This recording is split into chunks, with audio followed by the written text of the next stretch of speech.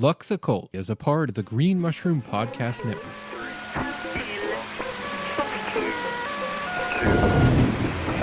This world may have blinded me, but the Lord has let me see. I've got one that can see.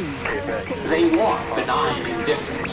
They want us drugs. We could be pets. We could be food. But all we really are is livestock. The golden rule. He who has the gold makes the rule. I don't like this one bit. Not one bit. The world needs a wake-up call. We're gonna phone it in. I have come here to chew bubblegum and kick ass. And I'm all out of bubblegum. Hello and welcome to Lux Occult. This is the podcast where we gleefully taunt the mundane, butcher the Latin and most other languages, and also discuss a variety of occult, spiritual, esoteric, and adjacent topics.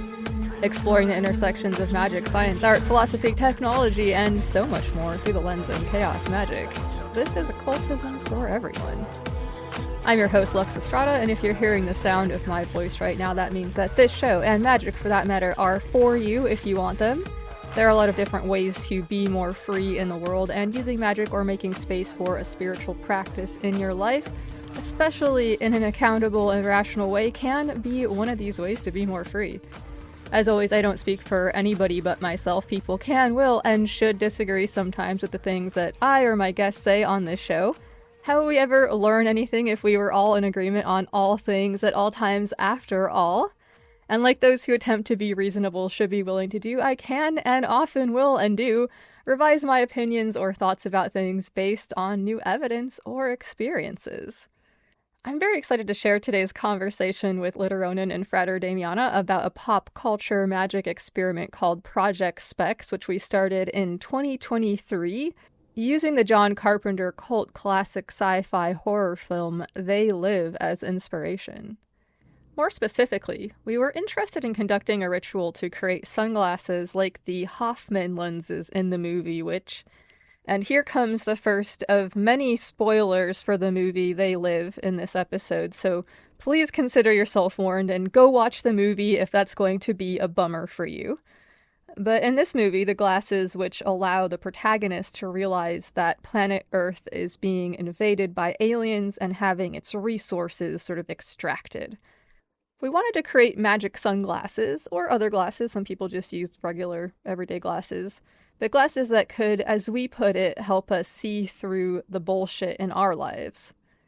In the movie They Live, when the main character, Nada, who's played by pro wrestler Rowdy Roddy Piper, finds the glasses, there's a scene where he puts them on and looks around and sees that underneath all the billboards and magazines and advertisements are these simple subliminal commands like obey, submit, no independent thought, consume, marry and reproduce, stay asleep. So you might be familiar with the work of artist Shepard Fairey, known for his obey images of Andre the Giant, which were pretty popular in skateboard culture back in the day, and also for the Obama Hope poster. That whole aesthetic is a reference to the film They Live and what you see when you put on the glasses. The sunglasses in the movie are technological rather than magical in nature, which makes sense given the movie is more sci-fi in flavor than sword and sorcery fantasy. But there's also a somewhat cliché notion that any sufficiently advanced technology is indistinguishable from magic. So welcome to the chat, Arthur C. Clarke, who said that. It's argued by many magical people that magic itself is a type of technology anyway, and I'll come back to this idea at the end of the episode for some quick final thoughts, but given that view of magic and technology, our magical experiment to create a technology from fiction made sense to us. In today's discussion, Frater Damiana, Literonin, and I will unpack or attempt to the movie They Live and what we've learned from our work with the Project SPEX magical experiment. We'll discuss some perspective shifts that we've had since beginning the work and things that we observed when we decided to put on the glasses. We'll get into some of the magical lessons we learned in regards to working with pop culture narratives like the story in They Live. And we'll also talk about the politics attached to the movie, which John Carpenter made as a direct response to Reaganomics and the economic policies of the Reagan administration. The movie hit the box offices in North America on November 4th, 1988. It's an interesting film which has a lot more going on under its hood than the intentionally campy vibe might first suggest. And as we'll discuss later, there are many themes which have become even more relevant since the late 80s when it was released. Stoked to share today's conversation, which is one part magicians talking about magic, movies, and pop culture, and one part individuals unpacking the things we observed in the piece we were working with magically. So there's a lot of different things going on, and we cover a lot of different ground. But before we go into things, let me attend to some quick housekeeping. I remind you that if you like the show or the other work I've been getting into, you can support it on Patreon. If you do so, you can take a bibliomancy break with me. Just email me your message and I will send you your reading. There are no tiers or levels or whatever, so give as you will. Buy Me a Coffee is also an option for those who wish to show their support with a one-time donation. Thank you so much to everybody who is supporting the show in whatever regard that is taking place. Your support makes it possible for me to make this thing by helping me to cover the expenses associated with doing it, and thereby helping to justify to myself the wild amount of time it takes me to do this. Although I'm an extremely introverted person and I don't use social media very much, I'm definitely not there checking on stuff every day or anything like that. That certainly doesn't mean that I don't want to hear from y'all. I'm beyond lucky to have such amazing listeners, collaborators, cohorts, co-conspirators, etc. I always welcome people's thoughts, questions, comments, suggestions, or arcane revelations. You can reach me with thoughts for the Lux Occult mailbag at luxoccultpod@gmail.com, or you can get me on Instagram at luxoccultpod, or on Blue Sky at luxestrada919. Okay, another quick piece of context to attend to here, which will be to acknowledge the elephant, which may be in the room for you with the topic of the movie They Live, I guess depending on your levels of being terminally online. I'm not talking about Paige, the roughly 4-ton African elephant that The Guardian reports was brought to the Texas Republican Party's annual convention to excite attendees, and which ended up drawing widespread attention for powerfully urinating on the convention floor, and also becoming the focus of animal welfare concerns. No, I'm talking about the phenomenon of neo-Nazis and white supremacist losers claiming that John Carpenter made this movie with anti-Semitic messages, which has irritated him so much that he took to Twitter to defend his creation from the misinterpretation. He wrote, "They Live is more of a criticism of the Reagan-era culture of consumerism, commercialization, and conformity. They Live is about yuppies and unrestrained capitalism," he wrote. "It has nothing to do with Jewish control of the world, which is a slander and a lie." He said elsewhere about the film, They Live was giving the finger to Reagan when nobody else would. Okay, so it's pretty clear to me that the movie is much more about how class ends up becoming the most important distinction, more important than race or religion or whatever other factors. It's based on a 1963 short story, 8 o'clock in the morning, by Ray Nelson, in which the protagonist learns that humanity is being hypnotically controlled by a race of beings called the Fascinators. And we'll talk about this a little bit in the discussion. The Fascinators of our world are likely not to be a specific race or ethnicity or nationality or political party or sexual identity or anything like that. I think maybe what's becoming increasingly clear, even to people who try to be apolitical or who aren't really like that interested in current events, but just with things like the Epstein files and now this like new Dialog group that's come to light, like just things like that, I think kind of illustrate how much Carpenter was right about class being the most important thing. So anyway, if you've come here looking for weird little racist or far-right dog whistles or anything along those lines, you'll likely find our conversation pretty unpalatable. Okay, all of that unpleasantness out of the way, I will note that we do get into some pretty, personal territory and kind of rough territory, honestly, involving discussions of race, gender, economic oppression. We also discuss some sort of tough stuff that happens in the movie. It's kind of a violent movie with some, rough scenes in it and shit like that. So we go a lot of different places. So if any of that is sounding like too rough to get into for where you're at right now, please take care of yourself. What you'll hear in this episode is people expressing their own views based on their own lives and contexts, and we acknowledge in the discussion that like thinking about this stuff and learning about it and learning about the experiences of others, all this can like be sort of hard work to do sometimes. Changing the way that you see the world, like putting on the glasses even a little bit can be pretty destabilizing. So come to the table of this discussion sort of prepared with that context, and maybe to feel challenged by something, or maybe not. I don't know your life. Maybe you'll be pumping your fist the whole time. I'm not sure. Everybody's coming from a different place. I just wanted to sort of like give everybody that context so that people could make the decision that is best for them. Also, you may hear some audio irregularities. I tried my best to contend with the technical issues that this episode was plagued with, but I think there are still a few digital gremlins remaining, so apologies about that, and thank you for listening.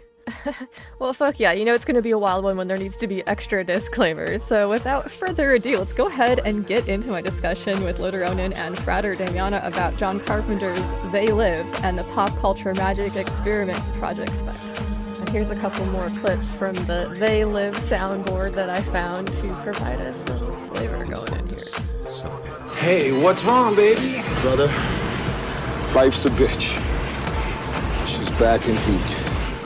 White lines in the middle of the road. It's the worst place to drive. All right, well, my guests today are Frater Damiana and Luteronin. Greetings, how are y'all doing? Hey, doing well. Excellent. Thanks for having us. Before we get into talking about the like meat and potatoes of what this ceremony looked like and how we kicked things off and kind of like how it's been going and what we sort of did after, I hoped you all wouldn't mind providing a little bit of context to the listeners and I.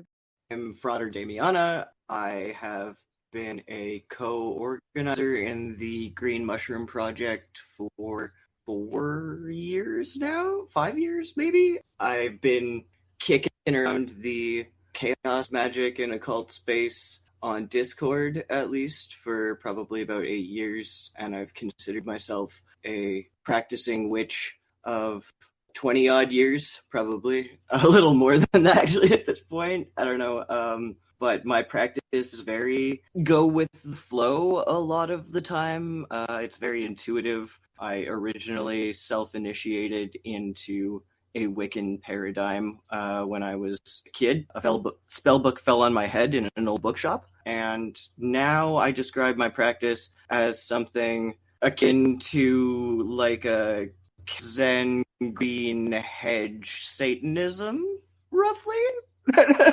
So yes, and I am also a trans, non-binary, and queer disabled individual living in Alberta, Canada. So that's context for me, I guess. All right, fuck yeah, thank you.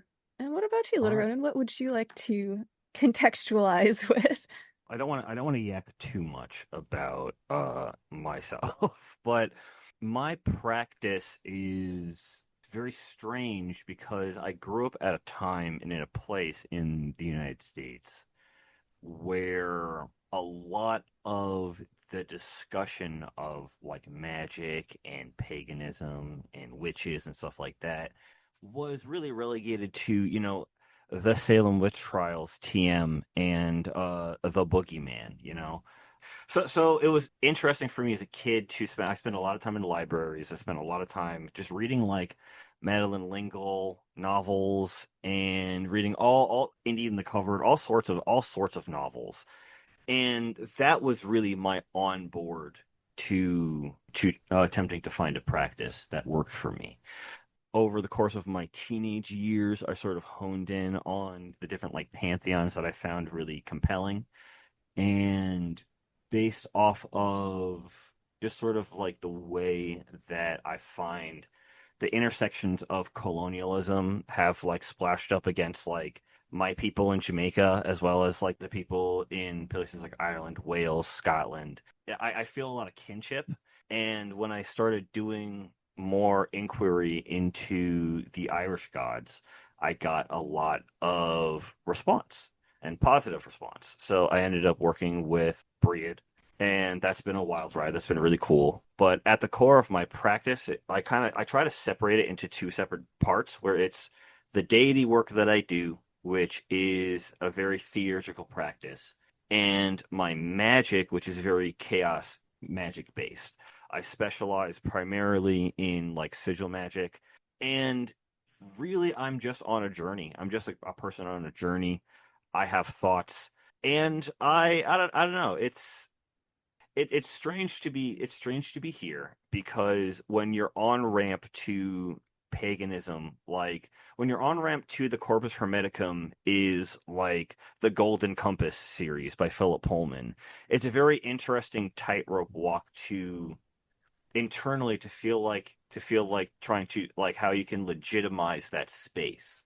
So when I analyze a film, or when I analyze a piece of art, or when I'm looking into a piece of art, what I'm looking for is, how is the person who made this trying to express themselves? Is there a element to this that has a like almost like the world's subconscious trying to speak to us in a way? And how do we even decipher that? And what what even do? And that's been the subject of my obsession for the past, I want to say, probably 10 to 15 years. So I'm not initiated in, well, I had a witch initiation in Texas a few years ago. But other than that, I don't know how I would categorize myself, other than I am whatever magical honorific makes the most sense for you to refer to me as at the time. And I'm going with that. Hell yeah. I also speak from a queer space of someone who is recently finding their queerness and finding their gender identity. And that journey from living in a world that is kind of that is very strange and double thinky, we'll talk about that later, to one where the thing that is going to save your life is embracing yourself. It's been a very interesting ride. So, it's cool. Anyway, sorry. I love that for you. I'm glad you're finding your queer journey, your own path through that. Oh, thank you. Yeah, absolutely. We love that for everybody who's on that journey. Fuck yeah. I've had a lot of help. I've had a lot of great people surrounding me being cool. I like you guys. Yeah. You guys are dope. Well, you guys, yeah, I'm happy that we're able to like have our little chill corner of the internet where we could, do weird shit together. So fuck yeah. You need it, dude. You need it. Fuck yeah.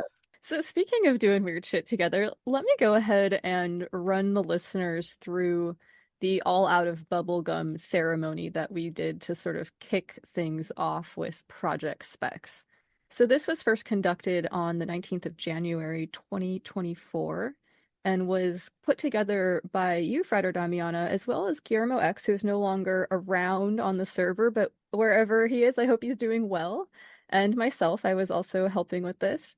And we really wanted to have some, as I said, sunglasses magic inspired by the film They Live, which was a 1998 John Carpenter vehicle, because we all want to see things more clearly for what they are so that we can help spread the truth, were a couple of notes that we had here.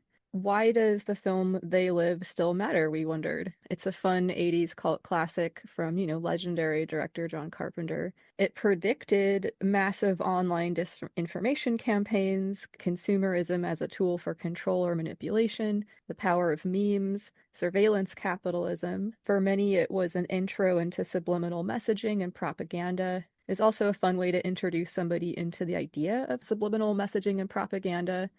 An allegory for discernment and truth-seeking, helping others see the truth, direct action and resistance, and a source of inspiration for ourselves. These are all some of the notes that we had here. So the statement of intent for this all out of bubblegum ceremony, it is our will to be able to discern lies, bullshit from within and without, falsehoods, manipulative subtext, subliminal messaging, harmful conditioning, and nefarious brainwashing tactics, etc., to eliminate the effects said things have on ourselves and on those with whom we come into contact, and to see clearly a path towards the elimination of these things or their effects in the world. So kind of a big ask here, I would say.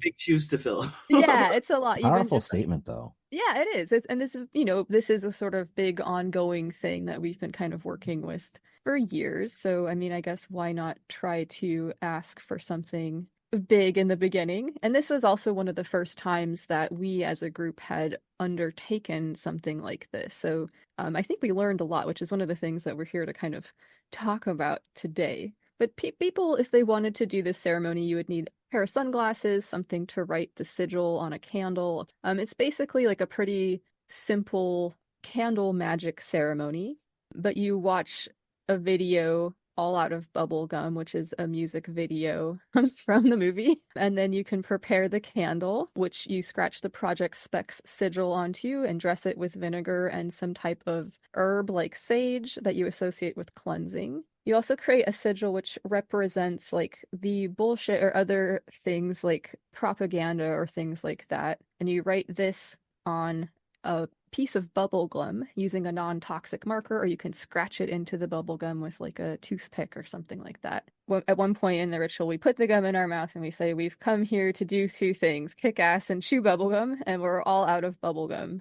And so that's when we write the Project SPEX sigil on a pair of sunglasses, and we chant the mantra, put on the glasses, put the glasses on, put them on, put on the glasses, put the glasses on, put them on. And you're sort of chanting this mantra as you light the candle and wave the sunglasses over the kind of like smoke that will be produced by this dressed candle. And then you can actually put the sunglasses on and express gratitude to, whatever magical helpers or yourself or whatever is appropriate for your practice, and, follow up with grounding exercises, food, and we have beer and Twinkies, ale and cakes, or other refreshments. And then we said that the next steps were going to be for us to begin posting images with the sigil, like pictures of ourselves wearing the sunglasses and things like that, which we have been doing. Fred Damiano, I knew you were the one that designed this sigil back when we first started like working with this. Do you want to talk a little bit about the sigil itself and that process? Yeah, absolutely. The Project SPEX sigil. So the way that I do sigil creation is it's very Pictionary, honestly. It's like very like symbol heavy, that kind of thing. So the first thing that I wanted to incorporate was, like this idea of, like sort of a bullshit filter, basically. So I used an outline of the poop emoji. And I'm laughing at myself talking about the poop emoji in such a straight-faced and serious voice. It's a powerful image, though. We all know what it means, right. So it's good. It's perfect, right? And like this is chaos magic at its core. I fucking love it. So I took the outline of the poop emoji, and basically what I did was I created like this division straight through it. There's a counterclockwise spiral in the middle, which is kind of like a pretty universal sort of like almost banishing or diminishing symbol, basically like drawing a line and creating that filter, after which like it sort of breaks apart, like it dissipates, like showing that it's it's still there, but it's dissipating out. It's being broken apart, so to speak. Yeah, absolutely. And I think that kind of intuitively makes sense when we look at the sigil, and I'll put it as like the cover of this so people will have a reference for it. One other thing that I integrated into this, a lot of the times I'll integrate color into my sigil magic. So in this case, I made the original sigil that we use on the server, like as an emoji and stuff like that for Project SPEX, orange, because it has to do with ego magic specifically. And I think a lot of what prevents people, maybe they can see the bullshit, but there's sort of there's something that I've noticed with a lot of people who maybe are in a lot of communities where disinformation is prevalent, but they don't want to then deny that misinformation that they've gotten, because it would risk their either their status in the community, or how they how other people see them, that kind of thing. So I think, like I incorporated a little touch of that sort of ego magic into there. Yeah, totally. I mean, and I was also thinking orange for like Mercury stuff too, like the idea that this is in the realm of communication, that this is like the signal that we're trying to block from the movie is very much having to do with like telecommunications. We're seeing it being like broadcast from like the TV station. They didn't have the internet back in 1988, but I think that there would be a lot of interesting tie-ins and stuff with like AI if the movie were made in our current era for sure. Absolutely. And I love the way that you've I think it's very intuitive. Like when you look at the sigil, that like, and I will hopefully, I'll put it as like the cover of this so people have a reference. But yeah, like when you look at it, it's intuitive, like what's going on there. And I wanted to give a shout out to the book Sigil Witchery by Laura Tempest Sackroff that kind of like plays with the idea of like creating sigils in much the same like fashion that you described. And I think it's a really useful touchstone for a lot of people that like to like work visually and intuitively and don't necessarily want to do the whole spare crossing out letters or whatever thing. Different strokes for different folks and different operations. And I love my, like a variety of sigil techniques, but one of the most effective forms of sigil making that I have ever found in my entire life is those like universal pictograms, the ones that they use on like instructions on aircrafts and stuff like that, so that it's sort of like almost like a visual universal language kind of thing. Yeah, I love that. Fuck yeah. So one of the things that I think I really take home from this experiment is that it's not always possible to like sort of cherry pick little elements out of mythology in general. I would say, like, whether that's pop culture mythology like this movie or something more ancient. Like I think that when you end up taking a little piece of that thing, there might be a lot of baggage that comes with it that you might not like realize if you don't have a very like holistic understanding of the narrative, which I don't think I super did when we began this project. It wasn't really something that I was like, let's do. I had never seen the movie before, but there were others who were like big fans of it, big fans of wrestling, and Roddy Piper, who were really enthusiastic about this. And I mean, the idea of enchanted sunglasses I think it's dope. So we were enthusiastic about trying it. But so I do think that really taking these narratives and treating them in a more like holistic way is something that I would probably want to do more of with my pop culture magic moving forward based on like what we've learned here. So this is maybe a good segue to talk about the movie itself and the narratives that we see there and like how is it magically meaningful, politically meaningful to us and all of the rest of it. And I know Literonen's got some interesting and burning thoughts on that we were kind of talking about before we started recording and elsewhere. So yeah, I'm so stoked to hear people's thoughts about this.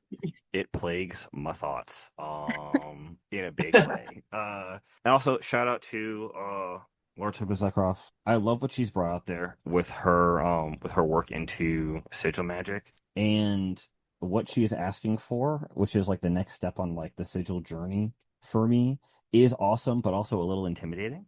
But that's what all the best stuff in there is. I'll skip to the film though, and I'll talk about sigil magic a little later when it becomes relevant. So I'm going to focus primarily on the movie right now, and I want to start the discussion about this film with a sort of extended quote. It's not any of the quotes that we normally talk about on the film, but upon a rewatch of the film, you might notice that toward the beginning of the movie, as Roddy Piper, he's nodding around, he's around doing his thing. He's in the park and he hears this blind preacher giving a sermon, and the blind preacher sounds a little bit, not all there, but he has something to say. And I decided to write it down and read it to you, the viewers, so we can talk about it, or listeners rather. So here's how it goes. They use their tongues to deceive.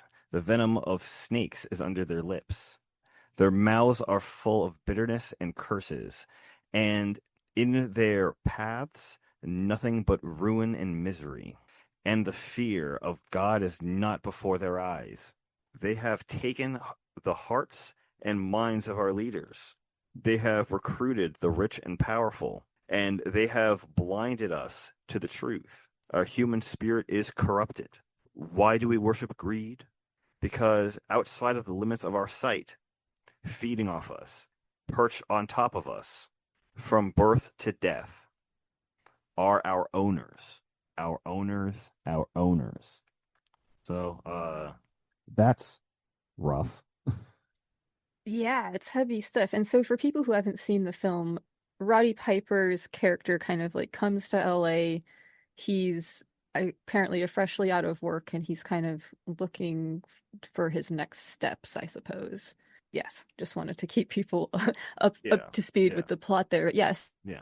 There's a lot of people who are sort of like saying what's happening, but like they're not being listened to by anybody in the movie. Yeah, there's a trend that I notice in the film that does this thing that I originally heard this concept in a video online about The Witcher 3 of all things, about the novelizations of The Witcher, right? The original books. And what she was referring to was the practice of you can't say the thing, you can't name the thing that is happening, but you can depict it in art. And what They Live likes to do, just thematically, before we go into the plot, just thematically, what They Live likes to do is hide a lot of subtext in plain sight that is, upon first glance, frivolous or seemingly deranged. It's this idea that the sane shall be thought insane, the insane shall be thought sane. Those who could not hear the music thought that the people dancing were insane. It's a similar kind of idea. And I want everybody to kind of like remember this framing device along with one other idea, which is this: that the limits of your language and the limits of your ability to connect with other people is going to determine how successful you are in building relationships and maintaining those relationships. So let's go through the film real fast. Yeah, really no, that's a great point. And I think that the character that Roddy Piper plays, we don't learn until the credits that his name is Nada, but Roddy Piper character is not very verbal. He's not a very good communicator, which ends up causing some issues in the film. And yeah, absolutely. His charisma score is real low, my guy. He rolled, charisma is his dump score for sure. Yeah, he's rolling bad, man. He's rolling like 5s and 1s and 7s. That's what he's rolling for the entire film. It's rough, dude. Part of the film too, though, is that, and I didn't actually pick up this on the first watch, which I'm embarrassed to say, which I think this definitely would have colored our approach. But like in the movie, in the narrative, these glasses like give people like a headache. They affect people sort of like a drug and stuff. They're sort of disruptive to use. Later on, we have a contact lens, which is a more refined version of this technology, which allows the user to like wear it for an extended period of time without these adverse effects. But it makes sense that we had to go in and like do some remediation just with this like sort of basic sunglasses tech. So yes. No, I'm really glad you guys brought up the glasses, because in the film they refer to the glasses as Hoffman glass, or like the lenses in the glasses Hoffman lenses. Which, among some goofy 5-second Googling, because you all know how good that goes, I came across the name of Albert Hoffman, who is the scientist who discovered LSD. Another alternate theory is Abby Hoffman, who is a leftist. Okay. I was just gonna say, I'm really glad that you brought that framing into play.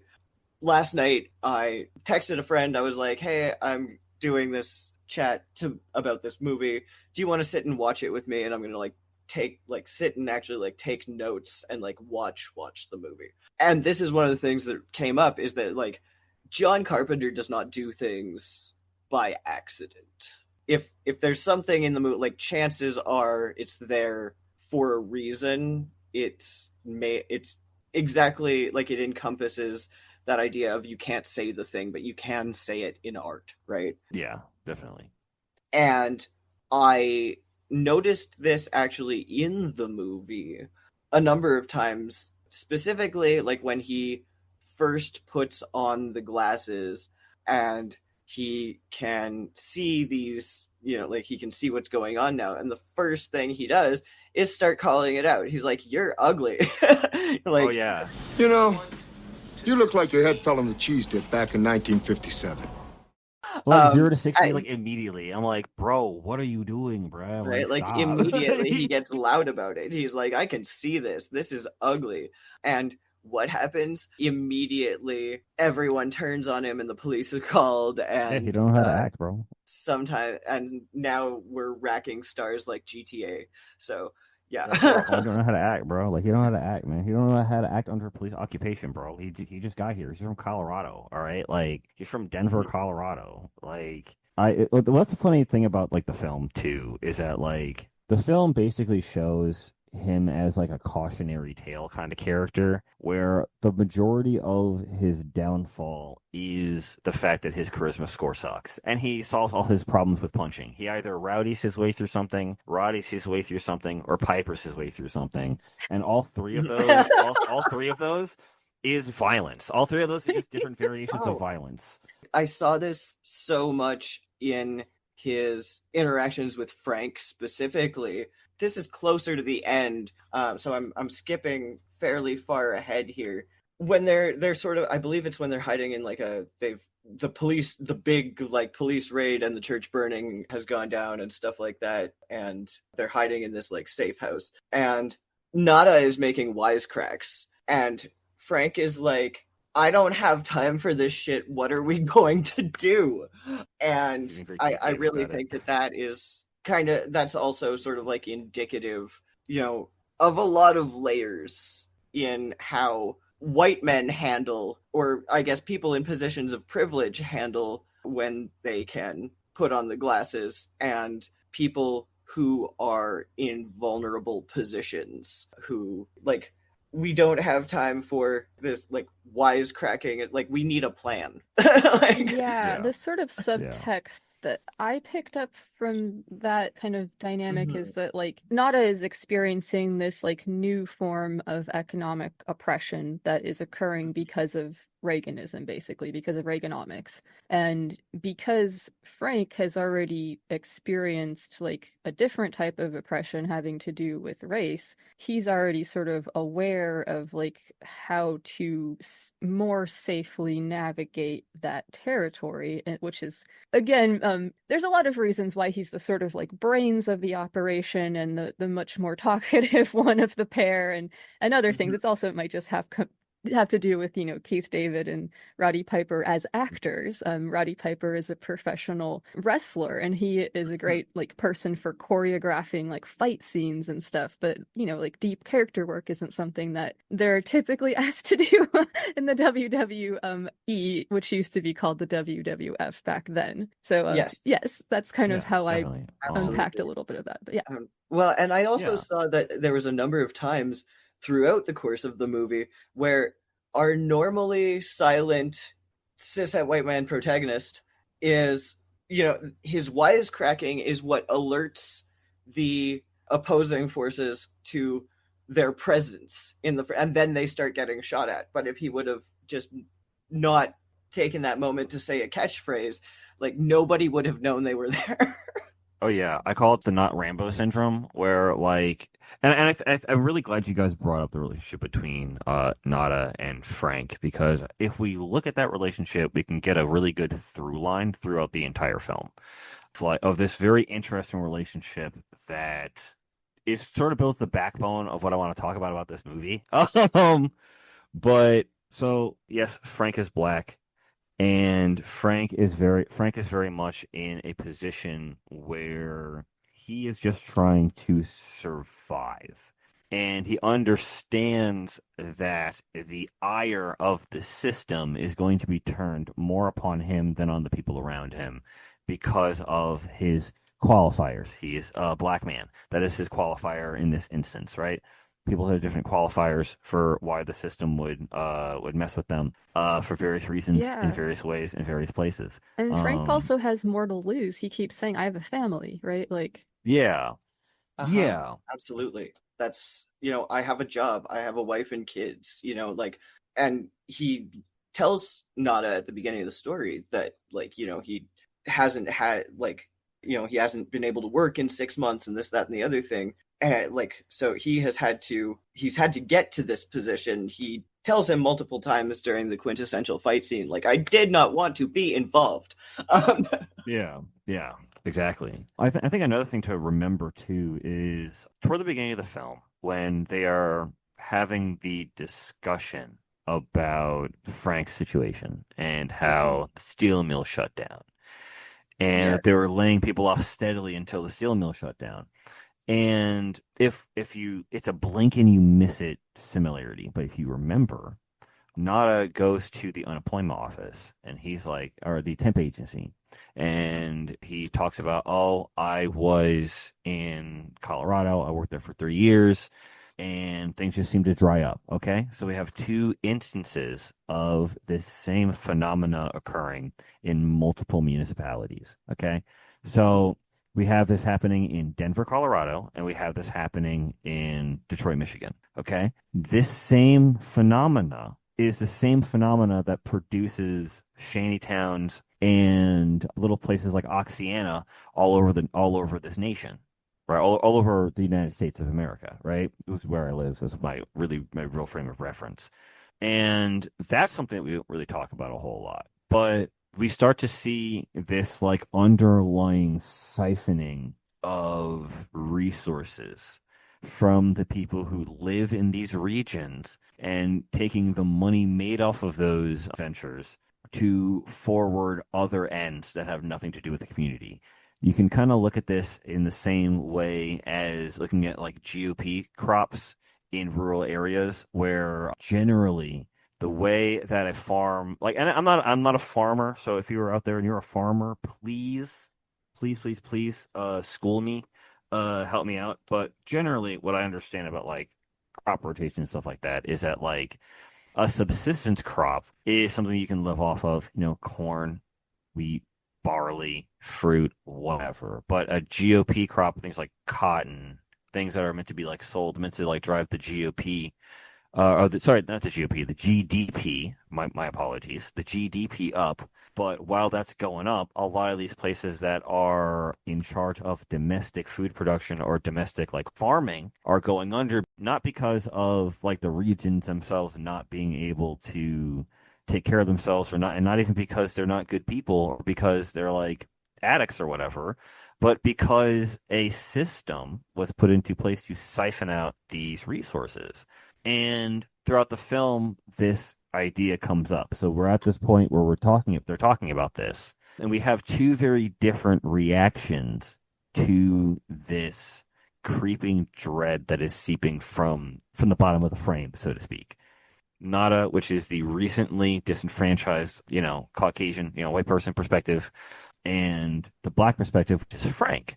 Now, Frank is like, as we discussed before, he won't want to get involved. He's got a family. He's got a job. He is on the bottom end of the system, and initially his goal really is just to survive.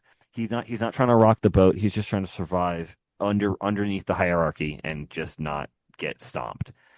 But Nada has what I think is a more naive approach to this, which is he tells Frank that he should slow down about these things. And Frank is like, well, what are you talking about? Like, I got a family, this and that, whatever. And he says all the things that when you're a person with a family, you say. And because that's what he has to say, because he's a person with a family in America. That's what you say. I mean, that is the way it is.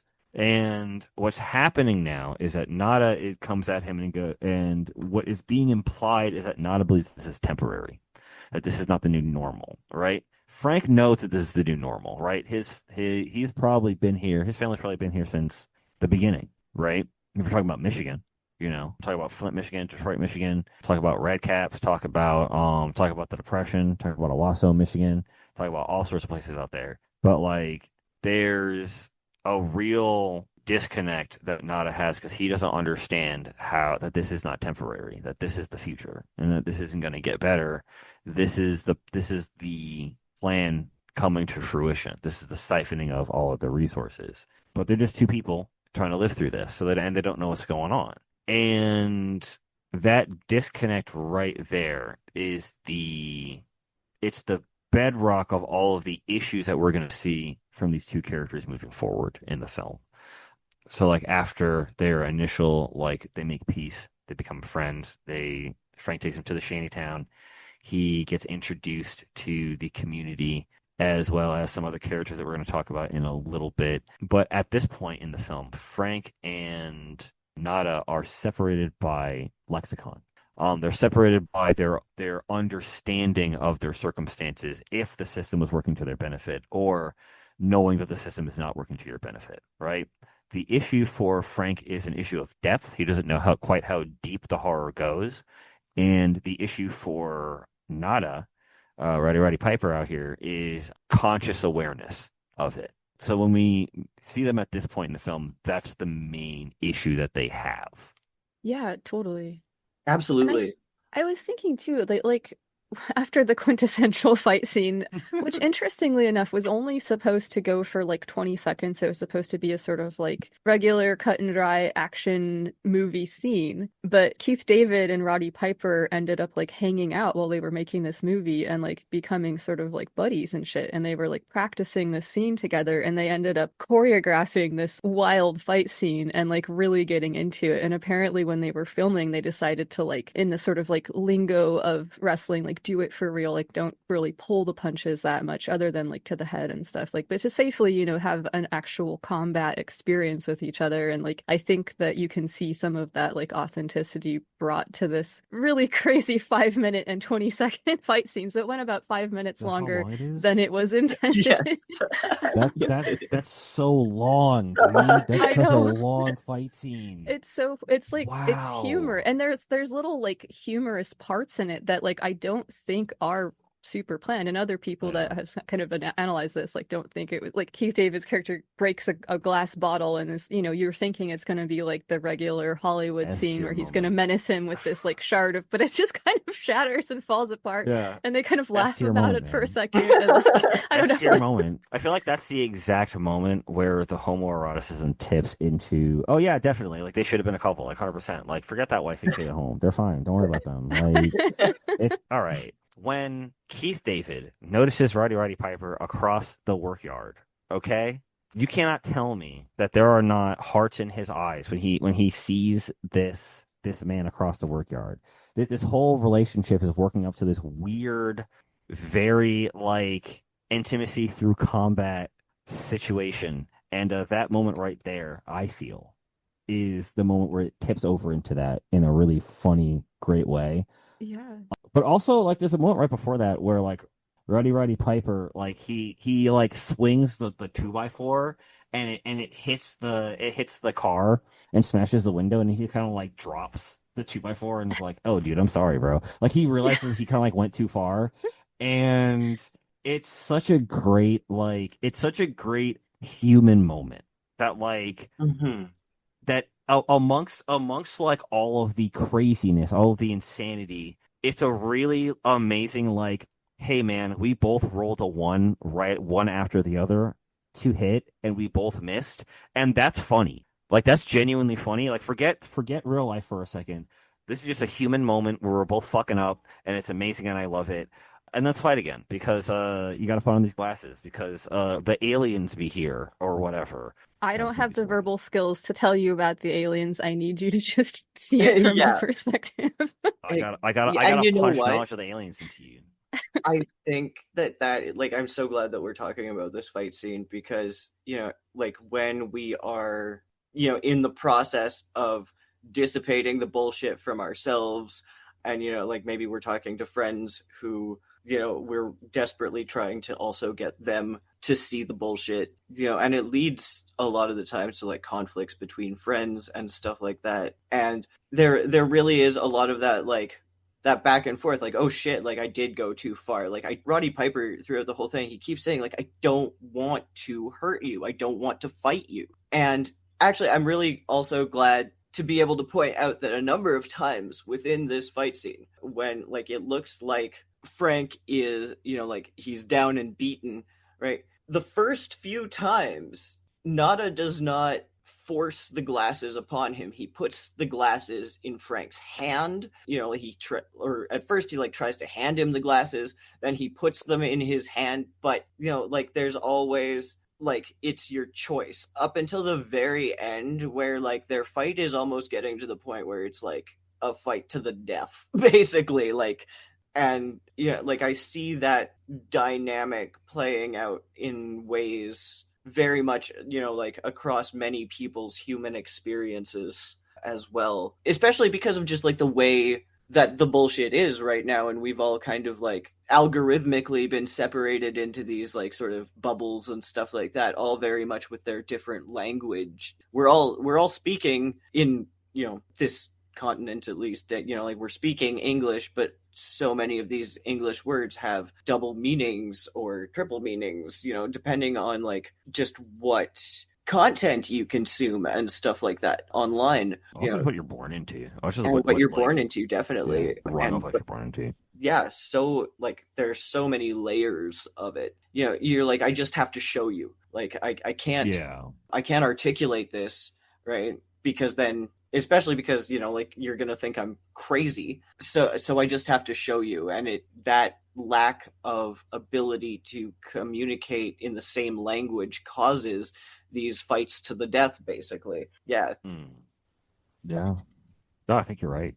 The thing about that fight scene that really like sticks out to me in terms of like not just like a personal like ideological like struggle, but like as a class thing, right? Is that and they kind of like discuss it a little later in the film when they're in the hotel room, and Roddy Piper is telling us about his cartoonishly evil dad, his cartoonishly terrifyingly evil dad, where it's this idea that functionally Frank and Nada are occupying a similar rung of society, which is, from the perspective of those who are ruling them, livestock TM, or at least like the huddled masses, right?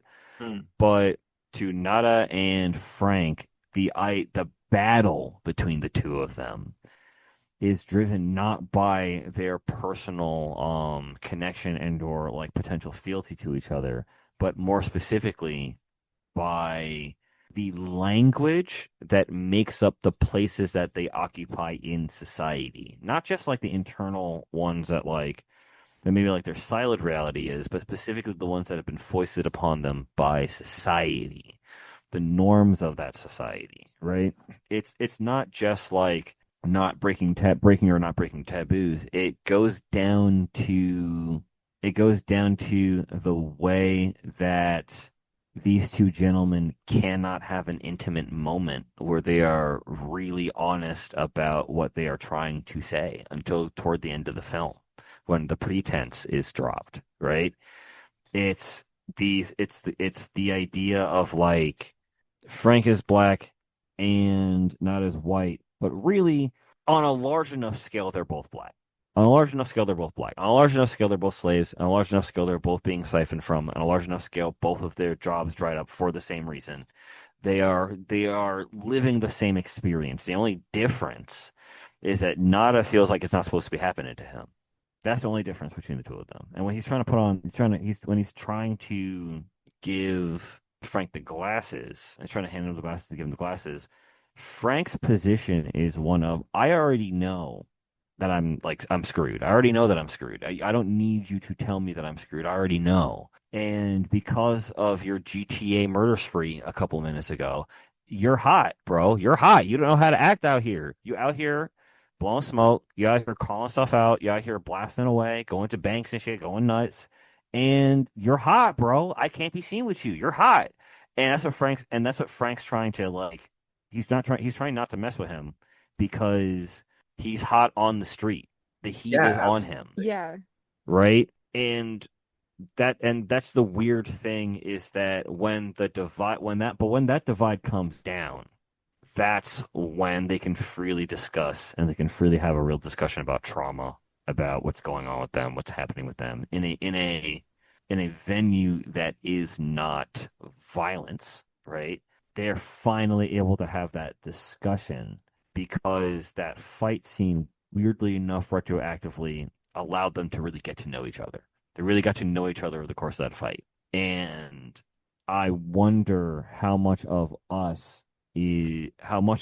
this mirrors us as a community, or as all these different little communities out here, where oftentimes the arguments that we have aren't really about things that are sustainable. We argue a lot over shades, especially in like leftist spaces. We argue a lot over shades, but it mirrors to me that the divisions that we have, the things like the ways in which we step on each other's toes, and maybe we don't know enough, we don't do the right thing, we don't say the right thing, or we hold grudges or this and that or whatever, or we have like interracial politics where if you have a choice to choose to move up the ladder or help somebody maintain where they are on the ladder, right? The choice to help someone maintain says a lot about you, regardless of who you are or where you come from. It says a lot about you. And I don't know. I think that's something that we need to think about as well with this film. Yeah, absolutely. I think the most like kind of cruel and shitty things that we see kind of like happening oftentimes are done by the human collaborators of the aliens rather than the aliens themselves too, which is kind of interesting. Absolutely. I'm really glad that you brought up that scene where they're sharing the story of their fathers and stuff like that. And, like also the dynamics of not just racial, but like the hierarchies that are existent between the aliens and like the humans who choose to assist them for these increases in power and control and wealth and stuff like that. And one of the things that I noticed, sort of like taking the film, like I might be taking this as like a little heavier on the symbology than was intended, and I'll throw that out there. But also, once again, John Carpenter doesn't put a whole lot of stuff in his movies just for the hell of it. One of the things that I noticed was when specifically the carjacking scene, when Roddy Piper has to get out of the building, and so oh goodness, I cannot remember Holly. Yes, so really creepy scene. Yeah, really creepy stuff from Roddy here for sure. Yeah, so he carjacks her in order to escape and stuff like that. And one of the things that I noticed from a lens, like trying to look at it from an intersectional lens, is when they are getting out of the car at Holly's house, that the neighbor is watching, and we see that the neighbors are a couple of gay men.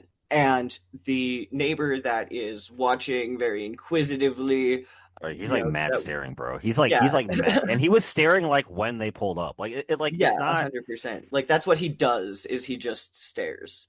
It's so weird, dude. It's very weird. And then his husband comes up, and it's like, and he just looks at him for a second and leaves. One of the things and that's one of the things that I noticed was that the partner that was just staring and being very neighborhood watch, and for the context of class, this is all going down in like an upper class neighborhood. Not upper class, but at least, like upper middle kind of thing. And so here's this very neighborhood watch partner, staring over the balcony, right? And the husband that comes up and appears to be, like maybe Latino or, a person of color. And he's the one that says, like, he kind of gives him this look like, whatever, it's like none of our business, right? So I think that kind of there's a very interesting, if it was intentional, I think there's something very interesting that we can look at there in terms of race and queerness and masculinity and all of that as well, with kind of this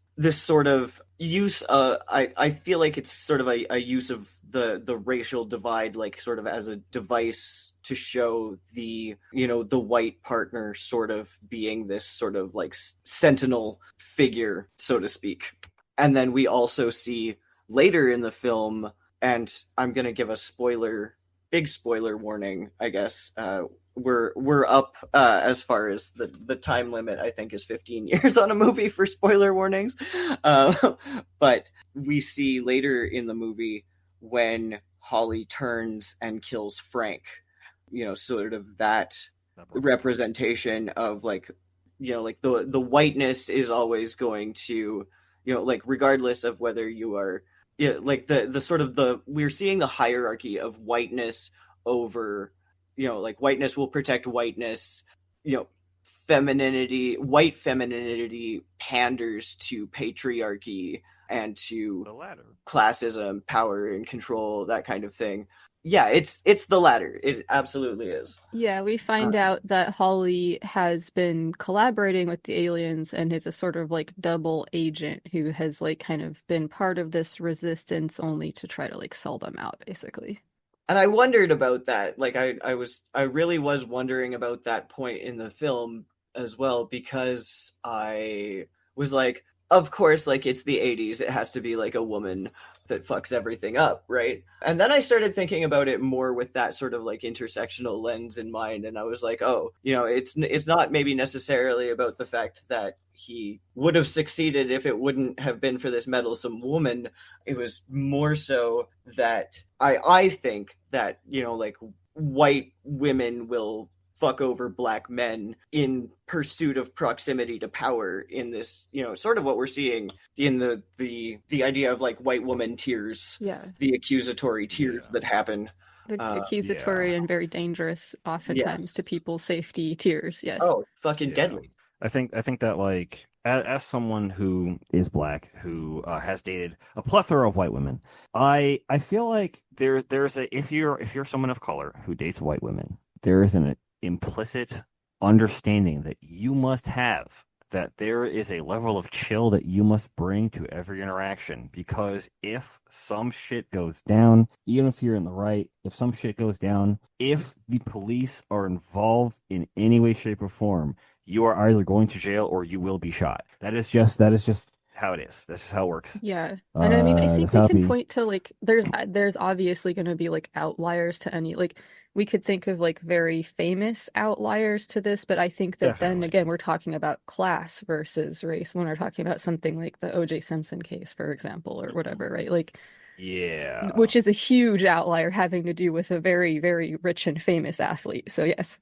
Yeah, I would say OJ being out here like, I'm not black, I'm OJ. It's very telling about the way that OJ Simpson feels about himself. That is very telling about OJ Simpson for sure. Yeah, I had no idea that he even said that, and that's he said a lot of stuff. But yeah, telling. But yeah, I mean, I just want, because I think that like class is one of those things that I think the movie kind of like tries to point out is like, well, class and the pursuit of power through wealth will likely trump other types of solidarities. And some of those solidarities are very tenuous to begin with, like the ones that Holly had with the other two characters. Yeah. I had started off by saying I was really glad that you had spoken of that interaction that they had where they were talking of their father, and we got the story of Nada's, as you put it, like comic book evil father. Bruh, Wolfenstein evil, bro. Like, yeah, that scene ends with him saying, "I ain't daddy's little boy no more." And so, like, for me, what I saw was like, okay, for real, right before he goes like full ham on these fucking aliens, he has to reject the patriarchy.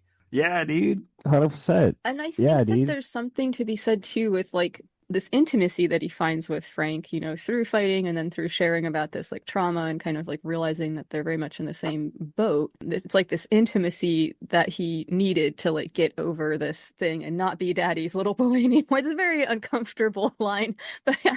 I mean, you got to embrace it. You got to embrace it. You have to embrace how uncomfortable it makes you, because that's how the message seeps in. Sure.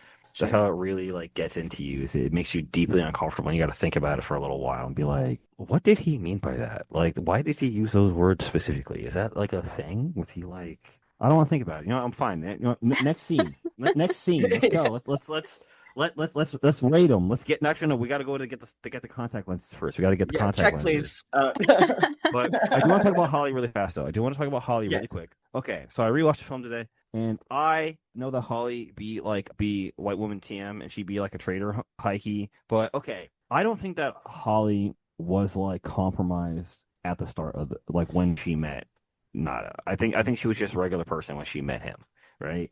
I think what happened was ensuing very distressing carjacking ensues. Everyone is uncomfortable. Nobody liked that. Appears at the top left-hand corner of the screen.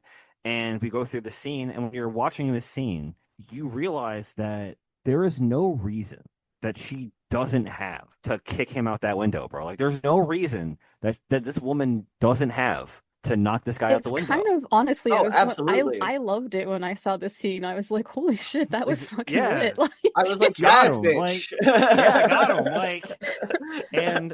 And I feel like again, this is the punishment for why you don't try to roll charisma scores if you don't have charisma. This is why you don't do that. This is why you can't be rolling ones out here, carjacking people and stuff. You can't be. You gotta know how to act. Yeah, was Holly like radicalized to the alien side by this experience with Nada, right? Like, I think she was. Well, think about it, right? Be Holly. Guy carjacks you at your house. You defenestrate him. He's somewhere. I don't know where he is. You call the police. He leaves his weird glasses in your house. You probably wonder what they are. Like, I can't figure out if his LSD it was glasses. the glasses and like the fact that like he left them there. That was like when she started being able to see, or like because she worked at the TV station where the signal was being broadcast from. Mm-hmm. So to me, like it could have also as well been a protection of, you know, her employment, right? Her job. Yeah, we're not quite sure what happened with her, whether she was kind of yeah, but she definitely. I mean, she could already like fight to some extent, so maybe she already was like an agent of the aliens in some way. I'm not sure. I feel like it's more of like a sleeper agent thing. I feel like I don't know, like her being in the broadcast studio is very interesting. At that point, the movie's like internal logic starts to fall apart just kind of a little bit because we get into that like place and it's weird. It's like a weird underground compound. Now we're in 80s action movie territory. It's very dreamlike. It's very like I wish I could find like a director's cut or something, because I'm guessing there might be some context that we might miss in the. Very probably, yeah. When I have like a missing piece of like information in a film, I like to do the what would logically happen here test. And generally, like what would for me, like when I think about it, what would logically happen is Holly would be interviewed by cops. They would find the glasses. They would question about the glasses. Holly is not trying to be caught up on any nonsense because she's really like the victim in this whole situation. But they're like, hey, this is contraband. This is wild shit. I don't know why you'd be having LSD on you in the 80s in California. That's crazy, bro. I might send you to jail, bro. Or a copy of Steal This Book by Abby Hoffman or whatever. Or a copy of Steal This Book by Abby Hoffman. Like, you're like, why do you have this on your floor, bro? That's a little suspicious to me, man. And then, you know, you lean on them and go, okay. If you help us get these guys, if you help us get these drug dealers, we'll let you off. We'll give you a lighter sentence. We'll let you off. Whatever. Maybe we'll even like give you a reward, give you some money. Like if you help us, like we'll give you a bonus or something. Yeah, like maybe we know that the aliens are providing like a lot of incentives in the form of like money and like social power to people. One of the things that I really sort of took note of during Holly's, you know, kidnapping sort of thing was that at the beginning, like, you know, with the carjacking, and he says, like, he's asking her questions like, are you married? Do you live alone? That kind of thing. You know, she's obviously, as a woman, fucking concerned, right?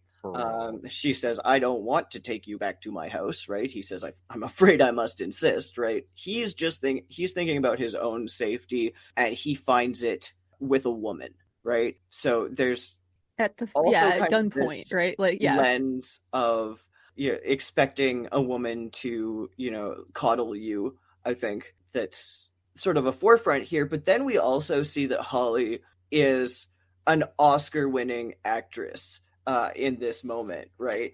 We can kind of see that, like, once she sort of realizes that he is like fairly pacified kind of thing, you know, like she immediately starts basically chameleoning into sort of, you know, she starts asking him questions and sort of starts chameleoning into whatever will make him sort of the most comfortable until such time as she kicks him out the window. So she enters a real like survivor's mode.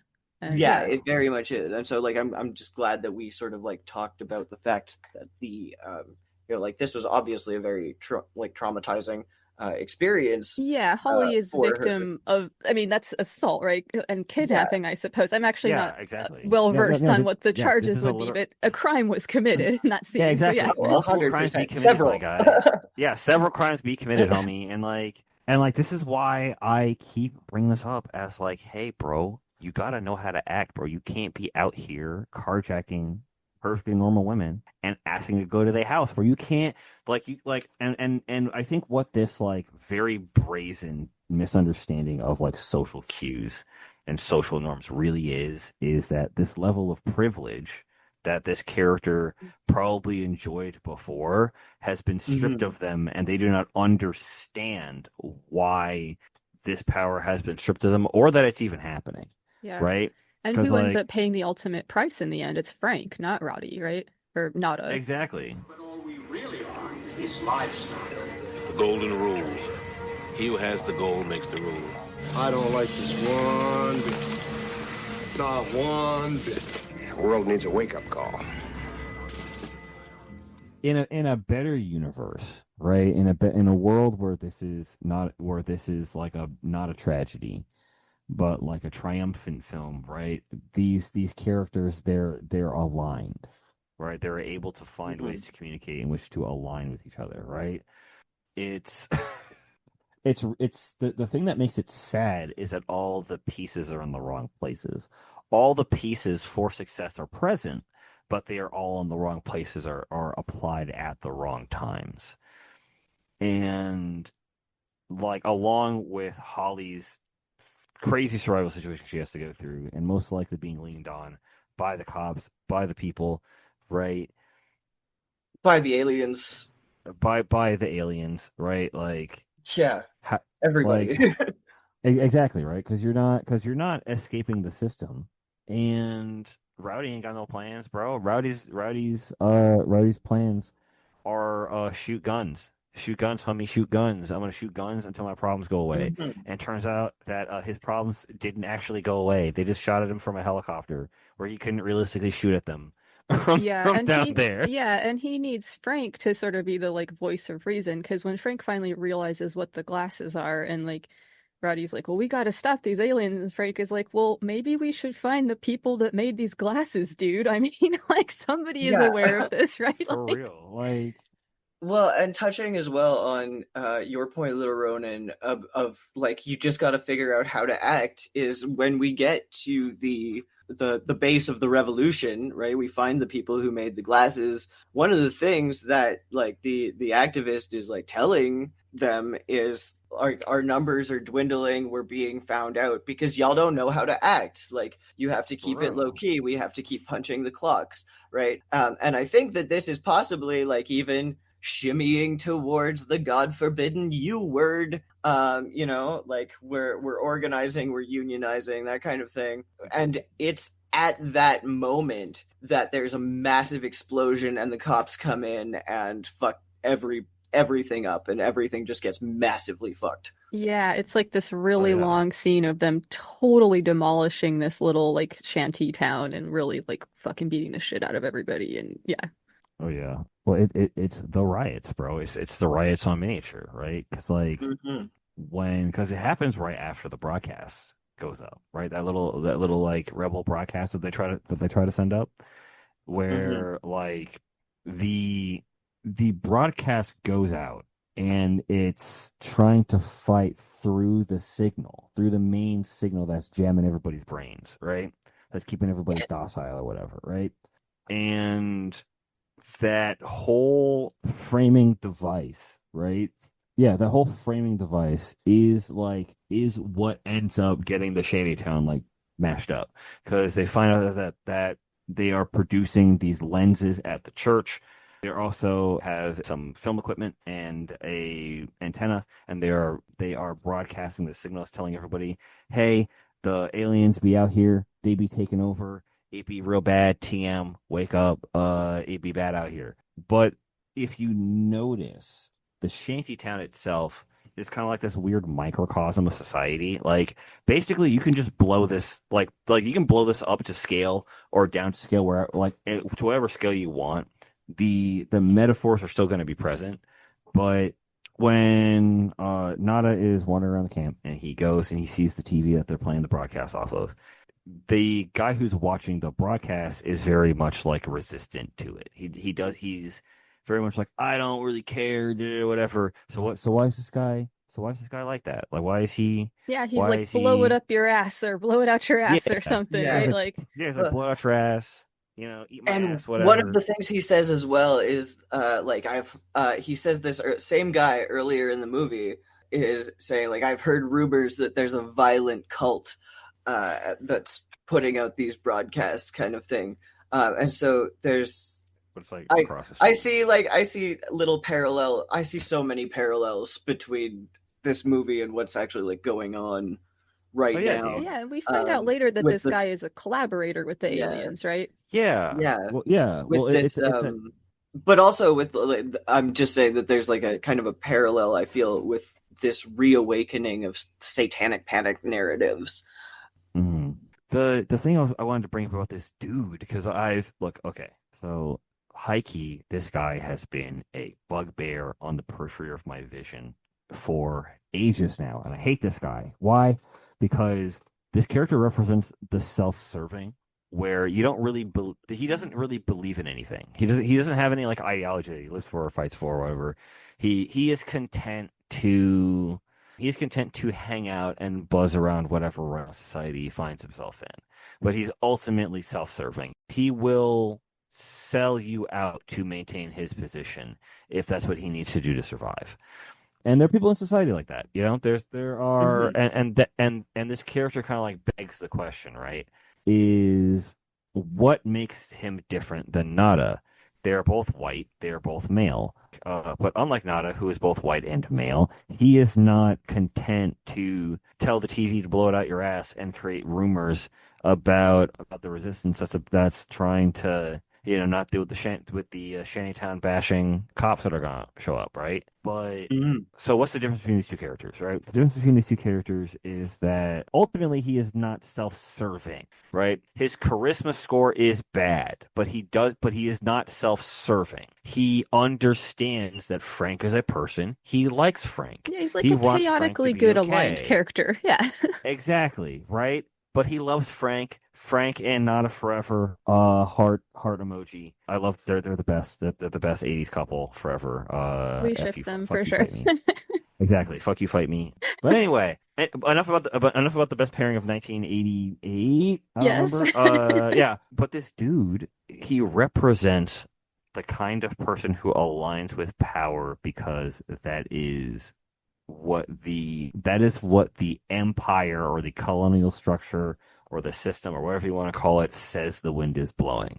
That's the direction that they say the wind is blowing, so that's the way they're going to go. It's not necessarily like logic. It's not necessarily like angels of better nature or whatever. It's mostly just, this is the way that I find in my community to subsist and remain a member of said community, regardless of the stuff going on outside of here. But the problem with that becomes that when you start speaking to people outside of that normal lexicon, there's a fundamental language barrier that you have, right? And a lot of times we'll try to like circumvent that language barrier. Like, for instance, for us in this conversation and the Green Mushroom Collective, right, our main cross-cultural lexicon happens to be magic, right? And there's other things, magic, activism, existing in a queer space, all these different little things that can both enrich us but also make it difficult for us to communicate fundamentally. And I find a lot of times, especially like I see this a lot in like when you find like a new piece of media that you really enjoy, right? Where like for instance, The Amazing Digital Circus by Gooseworks is a really good example of this phenomena, where you find this thing that ultimately seems frivolous on its face, but through engaging with it and letting down your barriers of understanding, you allow yourself to engage with somebody on a level that you might not have before. And sometimes what you'll find is that there's a deep, rich tapestry of meanings and of perspectives that you were literally not able to see or understand before. And when the listeners here watch the film, I really want them to kind of look at this movie as a set of actions and consequences, because luckily you, the listener, are not bound to the limits of the foolishness on display in front of you. You can learn from their actions. You can learn from the actions of the people around here. You can look at the situation. You can look at the revolution. You can look at the characters. You can plot out every single place where you feel like they made a mistake. And when you do that, you can go to your friends. You can talk to them about that and be like, okay, so these are the things that we would need to think about in community organizing or in knowing how to act and not racking up a GTA style body count at the bank and upsetting this poor alien lady who, honestly, she has to live among you, bro. Like, think about that. If you're an alien, you have to live among, and you're an alien in a certain rung of society, right? You still have to live among humans, right? Which I imagine is sort of like tourism, almost like exotification of the other in a way, because you see like throughout the film, there's a lot of like aliens in bars, aliens having carnal relations with people, all this stuff. So you have to, like, the structure is there, right? The scaffolding for a structure is there. But this old lady, don't call her out in the supermarket, bro. You see, I take these glasses off. She looks like a regular person, doesn't she, huh? Put them back on, formaldehyde face. Don't do that. Go find Gilbert. Go talk to Gilbert, man. And the blind guy. Go make sure the blind guy's okay. Anyway, sorry, that's the rant. We're moving on. No, that all totally makes sense. Thank you. And rants are welcome here. Absolutely. I remember later on in one of the things that we talked about, because we've talked about this movie several times before recording, and one of the points that you had made before, which I think you kind of touched on a little bit, in this recording, was that this idea that this shanty town is actually really one of the most important parts of this movie, because, like, functionally, this Definitely. is where all normal people kind of live and exist. Yeah. I would argue that the community, that little shanty town, is the most important part of the movie, because we're going to create a binary just to discuss this part. Or so I'm going to create a binary. It's only for the purpose of this argument. Listeners, don't at me or at me. I don't know. I need engagement. I don't know. I'm just starting out this journey. So let's talk about the film as in, all right, so white man becomes black. Does he know he's black? No, he hasn't looked in the mirror yet. But we have two major forces in the world. We have the system, which is represented in the beginning of the film as the temp agency. All right. And he goes in there and they turn him away. They say, there's nothing for you here, whatever. They kick him out. But he goes to the lot, and the guy in the lot is like, yeah, you can work here. It's a union lot, though, which is not true. It's not a union lot. I'm not going to explain to the viewers why it's not a union lot, but if you watch the film, you'll understand what I mean when I say it is not, in fact, a union lot. Anyway, but when he goes there, the foreman is like, hey, you can't sleep here, get out. But when he goes to the community center, right, he goes to the shanty town, right, Frank introduces him to Gilbert, and Gilbert's like, oh, hey, man, what's up? You got tools? It was in the backpack. Tools? He's like, yeah, I got tools. He's like, hey, bro, we could use them, bro. I got you, bro. Come on in. He immediately welcomes him and immediately puts him to work and immediately decides to, like, induct him into this community.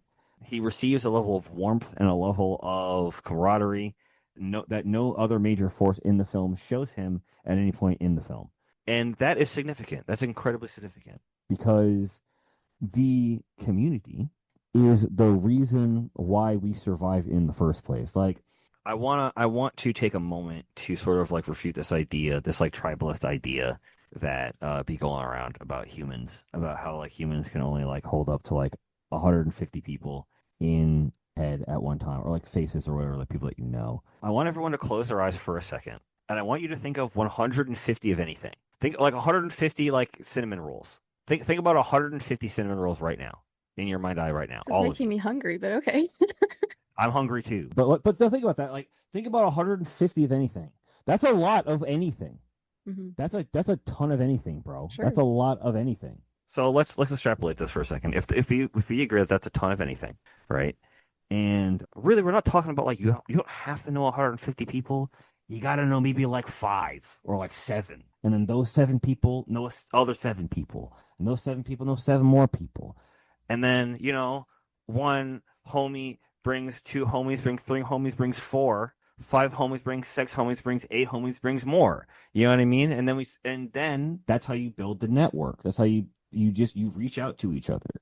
And this idea that it's a bug in my craw is this, that like humans are seen as like tribalistic, when I see that as humans are geared toward the ability to build community. We are designed to be able to build communities with each other, regardless of race, creed, denomination, or anything. You can see diverse communities crop up all over the world. Shit, all over the United States. All over the United States right now, one of the strongest things about this country is that it's a melting pot. And that's something that we don't talk about that much anymore. But the United States of America is a melting pot. I sound like my dad. I sound like my 60-something-year-old father when I say that. But it's one of those things where if you remember that community is not just like the people who like chop your meat at the deli and who are your mechanics, but it's your friends online. It's people who share your interests. It's people who are willing to, look out for you when things kind of suck. You know what I mean? Like it's that like old school Southern, like you're poor and you live in Texas, you live in Houston, Texas, and you're poor and you need friends and we all band together to survive because the system don't care about us, and that's how we live and that's how we do.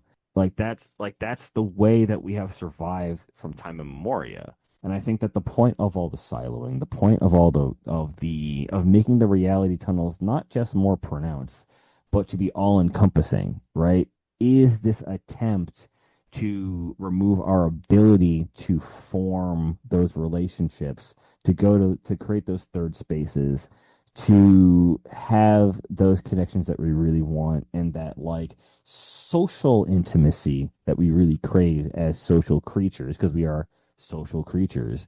So when I look at the community aspect of this movie, that's the lifeblood of the film. That's the people who matter, because those are the people who are going to accept you. Those are the people who make up the world that you live in on a day-to-day basis, not like the grand, like I wish we could overthrow the government, we're doing the whole thing, but on like a day-to-day level.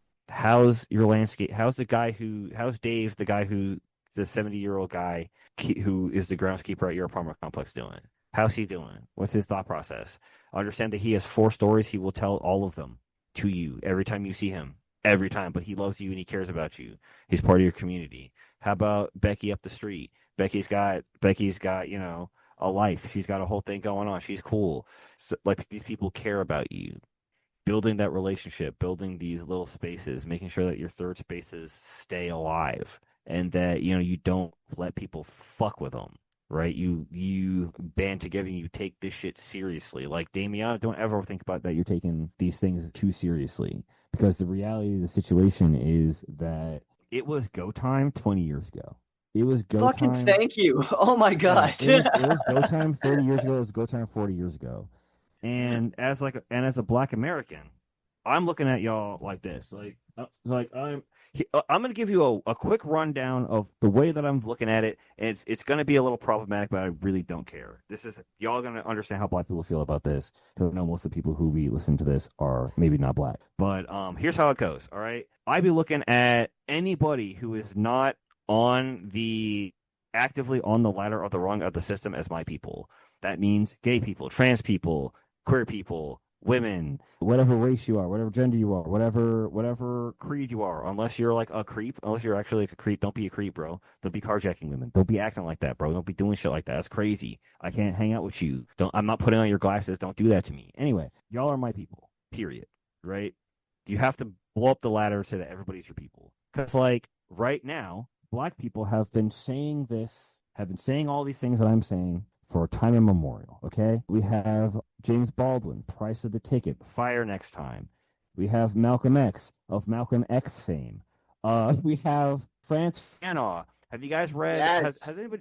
Has anybody here read Wretched of the Earth? Has anybody read the book Wretched of the Earth? I haven't read that one yet. It is on my list. Black. Oh shit. Black Skin, White Masks is the book. Black Skin, White Mask. Yes, I was thinking Black Faces, White Mask, and I was like, that's not right. Yeah, it's a mouthful of a title, but I'm glad you brought it up though. Thank you for bringing up Black Skin, White Mask. I would caveat Black Skin, White Mask with saying that like there are two different Franz Fanons. And this is not for me. I'm gonna find the name of the person who of the scholar who brought this up, because I don't remember the name right now. But this is not my original idea. But there are two different Franz Fanons. So the Franz Fanon of Black Skin, White Mask is the Franz Fanon who is still struggling with his whiteness. So when you read it and you reference it, it's helpful to look at it from that point of view as a sort of like watching the internal struggle of someone who's decolonizing themselves. Wretched of the Earth, however. Wretched of the Earth is a scorcher, my guy. Wretched of the Earth. I've heard it goes hard. Oh, if you haven't read it, please read it. Please, if you're out there and you want to read this book, find it. Do whatever you got to do to find it. It is a must read. Okay, if you don't read any other books about Black liberation or about decolonization or about colonialism or anything like that, please read this book specifically. It is incredibly important reading to understand sort of like the lay of the land of what we're looking at globally in this colonialized system. But I've been dancing around this topic for a couple minutes now, but really here's what's going on. Minorities and those of us on the queer spectrum, those of us who are women and those of us who are going through stuff, we're looking at a lot of people with privilege, and we're looking at you saying, we have been telling you this for decades. We have been saying this to you for decades. This information is not hidden from you. This information is available. It was so available. I found it while Donald Trump was president in Houston, Texas. Like, this stuff is out there, and it can enlighten you at least a little bit, but you got to go out for it. You got to imbibe it. You have to. And now the enemy is at the gates. Their horse has gotten out and won the Kentucky Derby and has proceeded to shit itself all over the winner's stand, and continue to shit itself all over the winner's stand, and shitting all over everything else. Shitting all over everything else, and it's eight. Where I'm at right now. It's 8:52 in the evening right now, Eastern Standard Time. At 5 a.m. You were supposed to be up for school. At 5 a.m, you were supposed to be up for school. I was supposed to, and you were supposed to catch that bus and be up for school. And no, what y'all wanted to do is you wanted to take another 5 minutes of sleep. So then a little 5 minutes of sleep, get a little bit cozy, cozy in your bed, whatever. And we're sitting out here. I'm like, the house is on fire. You got to get up. What's going on? This is crazy. The rot of these very like right wing. The like Reaganomics and all this stuff, this has been present and has been fostered since the founding of this country. And the people who understand it or who's had the boots of the system on their necks. And now I'm here like Mammy trying to get you up for school, and y'all didn't want to get up. Now the house is collapsing. I got to drive her ass to school, and I don't even want to. I don't want to drive you to school. Genuinely. I don't want to drive you out to school. I want you guys to drive yourselves to school. I want you to understand that you're Black now. That racial hierarchy does not exist anymore. You are Black. You are in this. Like, if I had like one major goal, it would be to make all of my practitioner friends Black. I want all of you to be Black. I want all of you to think like me. I want all of you, not like me, but like I want all of you to think Black. I want all of you to be woke. I want all of you to understand when somebody be out here on some nonsense. Like, I don't want to continue to be in a social situation where people are appalled and surprised by the fact that, evil be happening and evil be afoot, right? It's the same argument as like the system that a lot of us take for granted is also a system that holds people hostage. Because let's take for example, the technological divide. Let's just talk about it for a second, all right? Let's talk about the idea that the more wealthy you are, the more access you have to technology that is of the current spec, right? But the less money you have, the less ability you have to acquire these pieces of tech, right? After a long enough time period, like for instance, when the Samsung S22 came out, I had an S6, all right? Just for like context, all right? You can look at this in the same way, and this is like maybe hyperbolic. This is going to sound kind of crazy, but that's holding somebody hostage temporarily and technologically. That's a system holding you hostage technologically. Because the reality of the situation is that the haves, the people who have the means to get these things, are taken care of, and they're fine. They're not worrying about stuff. They have their own like software shit they're worried about. But for the rest of us, we get told to wait our turns.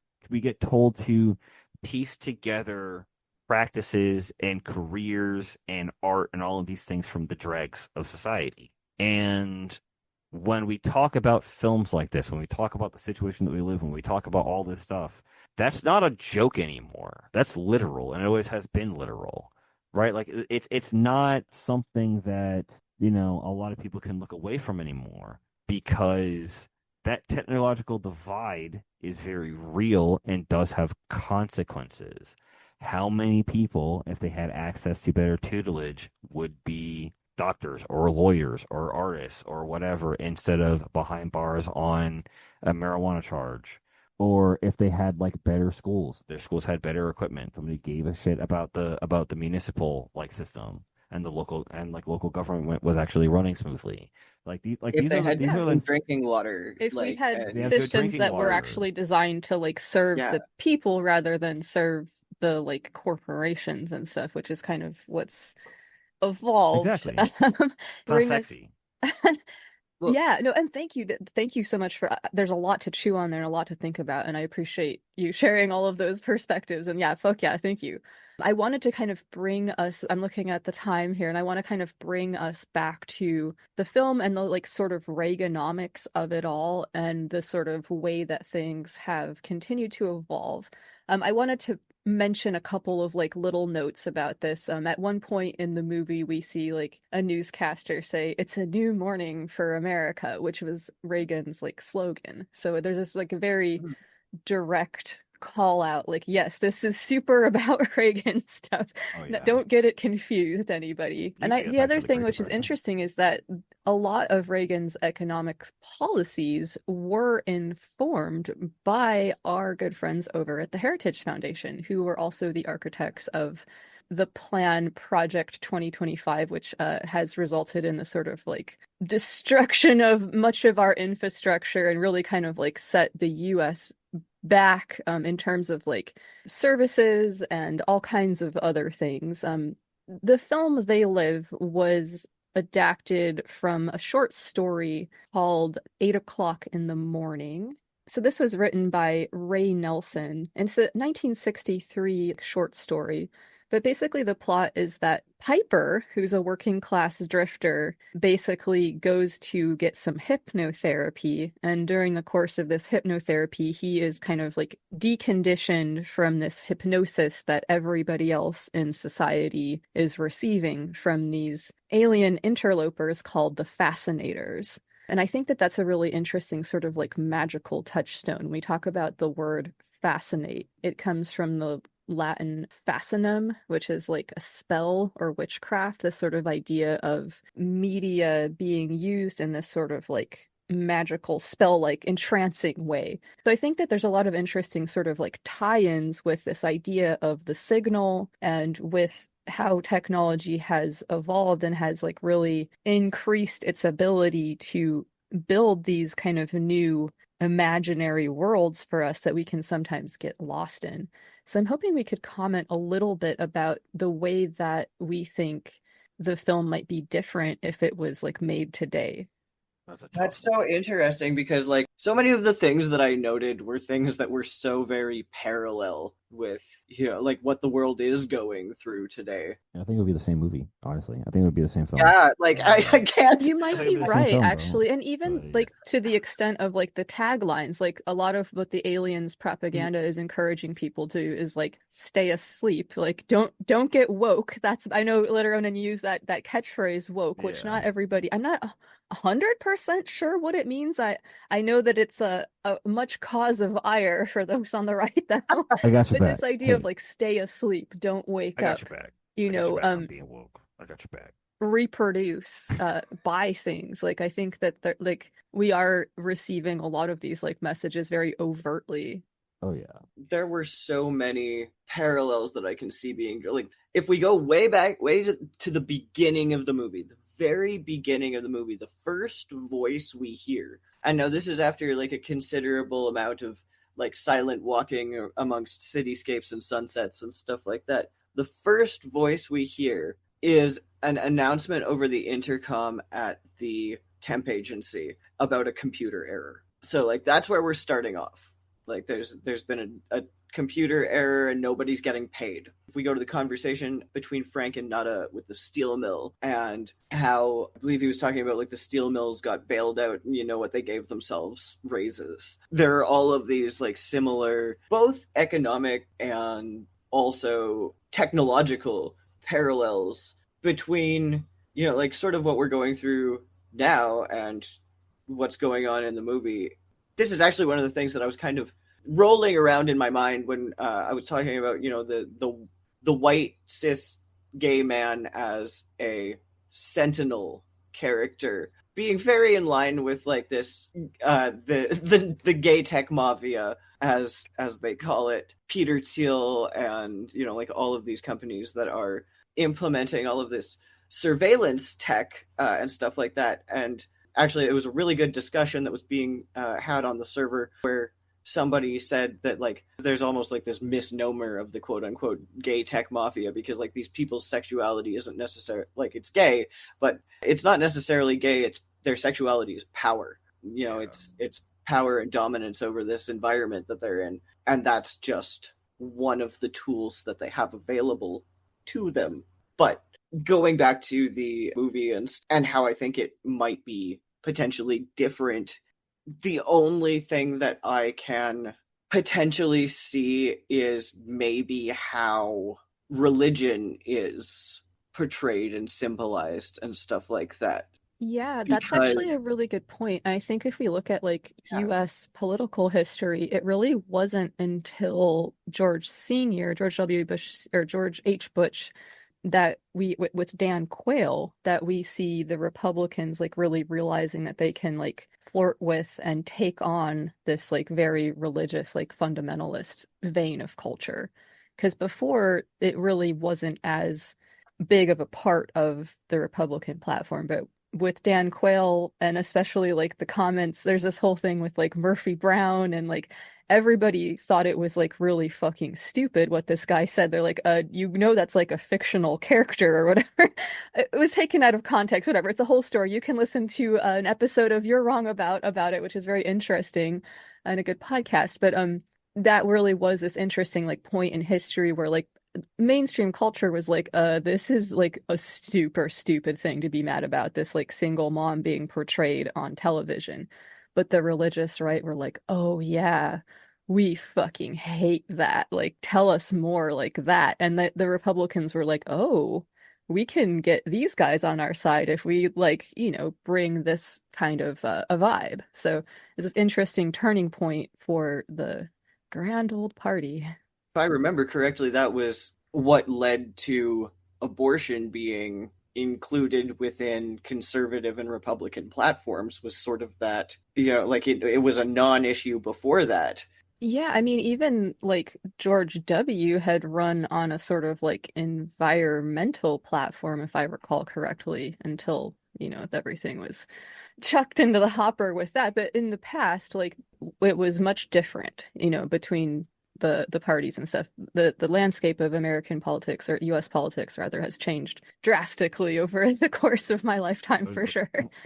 It's evolved. You'll also have to it's You'll also have to forgive my ignorance as a Canadian. I'm not super up You on are a whole lot absolutely of forgiven. American political history. I'm It's all good. quite ignorant Don't about worry what you about all have going on up there, so it's all good. Yeah.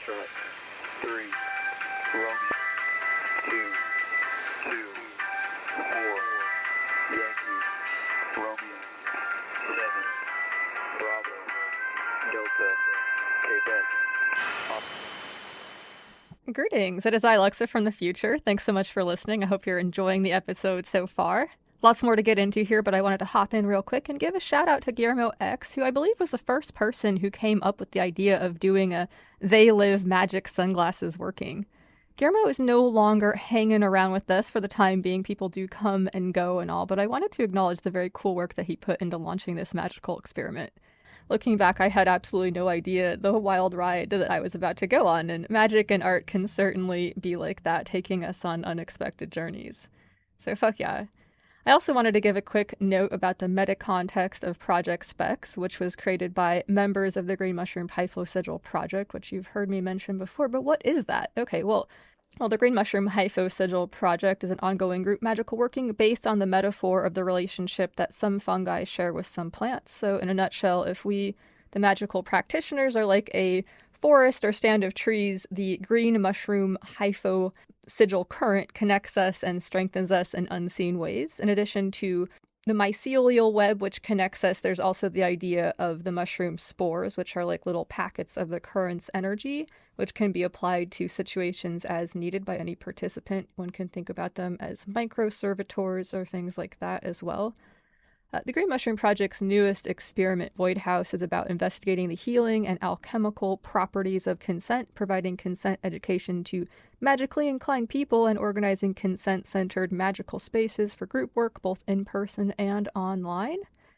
Lots of fun and free activities going on the Green Machine Discord server, home of the Green Mushroom Hypho Sigil Project and Void House. Join us for our weekly Fungal Friday chats, as well as special events like ceremonies and seasonal celebrations, including raunchy poetry readings. You can check out the Occult YouTube to find a recording of the 2026 Spring Poetry Challenge Read Aloud. This was an event that we did celebrating the end of our Spring Poetry Challenge, where participants wrote erotic poetry using random word prompts, and this was organized by Lavender Thea. So thanks so much to Lavender for all of that. You can reach me at luxoccultpod@gmail.com or get me on Blue Sky at luxestrada919 or on Instagram at luxoccultpod for a link to that Discord server. All right, plenty more magical and political musings to get into here in my chat with Literonin and Frater Damiana about John Carpenter's They Live and our pop culture magic experiment. So let's go ahead and hop back in. Thanks for listening. Woo! It's like a drug. Man, these glasses makes you high, but oh, you come down hard.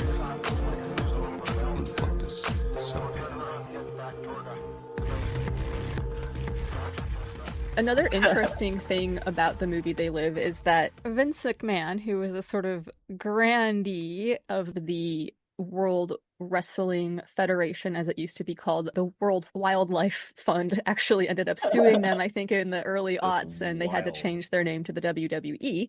But Vince McMahon really didn't want Roddy Piper to do this movie. He was not down. And Roddy Piper actually ended up leaving the WWF for a while to do this movie because it meant so much to him. He was really, really into it. And once the movie was a success, it actually opened #1 at the box office, and it was only like in theaters for a short amount of time, but it was successful. It like made its money back or whatever. It didn't like wasn't a smash hit that like made a bunch of money, but it was successful enough for Roddy to be welcomed back to the wrestling league. I had no idea. I did not know that either. And now we have Vince McMahon's wife as our wonderful MAGA educational secretary. Is that? Oh no! Oh no! Yeah. Vince McMahon is a menace, though. Vince McMahon has been a menace for decades. Like, and he and Donald Trump go way back. Yeah, we could do a whole nother. We could talk about this. Is a whole sidebar we could get into, but maybe we should talk a little bit before. I'm realizing that we've been recording about this for quite a long time, and I'm thinking that maybe we should talk a little bit about some of the remediation work that we did with the narrative that we found in the movie. Because as I mentioned earlier, it doesn't really leave anybody in a very good place. It doesn't offer a lot of solutions. It's a film about consequences. Yeah. That's the biggest thing that I noticed. That's how my notes end here, is like, he kills Holly, he blows up the signal, he dies, the signal is disconnected, but what now? Right? Like, so there's this big what now? And I think that's a very unparalleled with what we're seeing right now, too, is with the files that shall not be named, otherwise I'm probably going to tank poor Luxa's views. That a lot more people, you know, on multiple points of the political spectrum are realizing, to quote the one guy at the end of the movie who's saying, you know, like, come on, man, it's just business. What's wrong with having it good? He says, like, there ain't no countries anymore. They own the whole planet. You know, like, there's no governments. So many people are now seeing, like, okay, we have a problem, and it's nonpartisan. It's, you know, it's so much bigger than parties. It's so much bigger than governments. So what do we do now with, you know, like, with all of these people now putting on the glasses? Where can we go from here? Right? Yeah, absolutely. But now that the signal's killed for a lot of people. Yeah, I was gonna say, now after the signal got disrupted, right? That's now. That's what's happening. That is now, right? The signal has been disrupted, and now everyone's it's broken containment, and everyone's freaking out. And what do? Question mark. From another one of my favorite sci-fi movies, everything that's happening now is happening now. That was then. Yes. This is now. This is now. So to work with this narrative, one of the things that we did was we conducted these collaborative, kind of intuitive storytelling exercises, which was kind of like a tabletop role-playing game, only nobody like had a set character. We would sort of like enter the minds of different characters in different scenes and kind of like feel out what would logically make sense. So we were able to like create these scenes by rolling die and pulling lines from our 23 bibliomancy scripture. And there were some interesting things that we kind of like came away with. There were some thoughts that we noted at the very end. One of the things that we noticed through our storytelling was that it seemed like a big part of a happy resolution for the story would involve members of the alien society and members of the human society like becoming friends and becoming allies somehow. And we found several different instances which that could maybe happen, and one of them being like a romantic context and, you know, other things like that. So some thoughts that we noted, though, is like, what type of true intimacy would break the system by changing the individuals within it? Recognizing one's own agency means that you don't need to command anybody else. In order for you to have agency, everybody else needs to have it too. Small invitations allow cogs in the machine to become individuals. And if you're in the right place at the right time, perhaps with the right drugs, with the right circumstances necessary for the mental change to occur. So we realized that this would need to have some type of incubatory space to take place in as well. So yeah, I wanted to make sure to get that on the recording because I think those are interesting questions to kind of like think about as we continue to think about this narrative and continue to work with the Project SPEX experiment. So before we close up here, I'm wondering if we want to comment a little bit about our own like personal work, our own like sort of personal observations. Pretty close for myself, like pretty close after we started working with this, I started to like really wake up to a lot of like necessities, and a lot of unhappy things kind of came to light. I didn't go on like a Rambo style like killing spree, but there was definitely like a disruption that took place in my consciousness, which was necessary, but it was a disruption for sure. Within our community, there was a lot of infighting that ended up happening on philosophical grounds, which reminded me a lot of the Frank and not a fight. And so, yeah, interesting stuff all around. I think, as I mentioned at the sort of top of this, my main takeaway really does have to do with treating these narratives as whole creatures rather than just trying to like extract little bits and pieces from them. One of the things that I noticed was I very much had a shift that was, for context, yeah, like I very much struggle a lot of the time with still trying to consume, like to vote with my dollars, like still sort of believing that there is any way to consume ethically under late stage capitalism. Because like I want deeply within my soul to not cause suffering where it is like unnecessary in any way, shape, or form, whether that is to workers or to animals or to environments as well. So I really notice sort of this falling away of that narrative that I can consume my way into anti-consumerism, that the answer is just spending more money elsewhere kind of thing, and really trying to get then back more into practices where I'm either doing things like just gardening a little bit to produce some of my own food and medicine, and upcycling things instead of buying new stuff, and kind of deciding that like, if it's a non-necessary to my survival right now item, then, if the thrift store doesn't have it, then maybe I just wait until they do instead of going out and buying a new one, right? Just sort of really seeing more of things like greenwashing and pinkwashing and stuff like that in marketing. And also really seeing the people who might be in cahoots with the aliens kind of thing. This is, I think, the biggest thing for me, is having the narrative that they are evil people and that like, they're hateful, and they're, like they might be out to legitimately, harm, right? Their beliefs might be explicitly harmful to like people like myself or people that I love, or just harmful to people in general. But also that doesn't necessarily mean that they woke up that morning and decided to be evil. And we have to reject the dehumanization of them, because that's like this divisive rhetoric I think that we're getting sometimes. Like obviously there's something to be said for being able to also identify a threat, but we have to realize that these people are human, that they have been under the influence of the signal for this long. But to see them as monstrous and evil and stuff like that, it prevents us, I think, from being able to organize with them.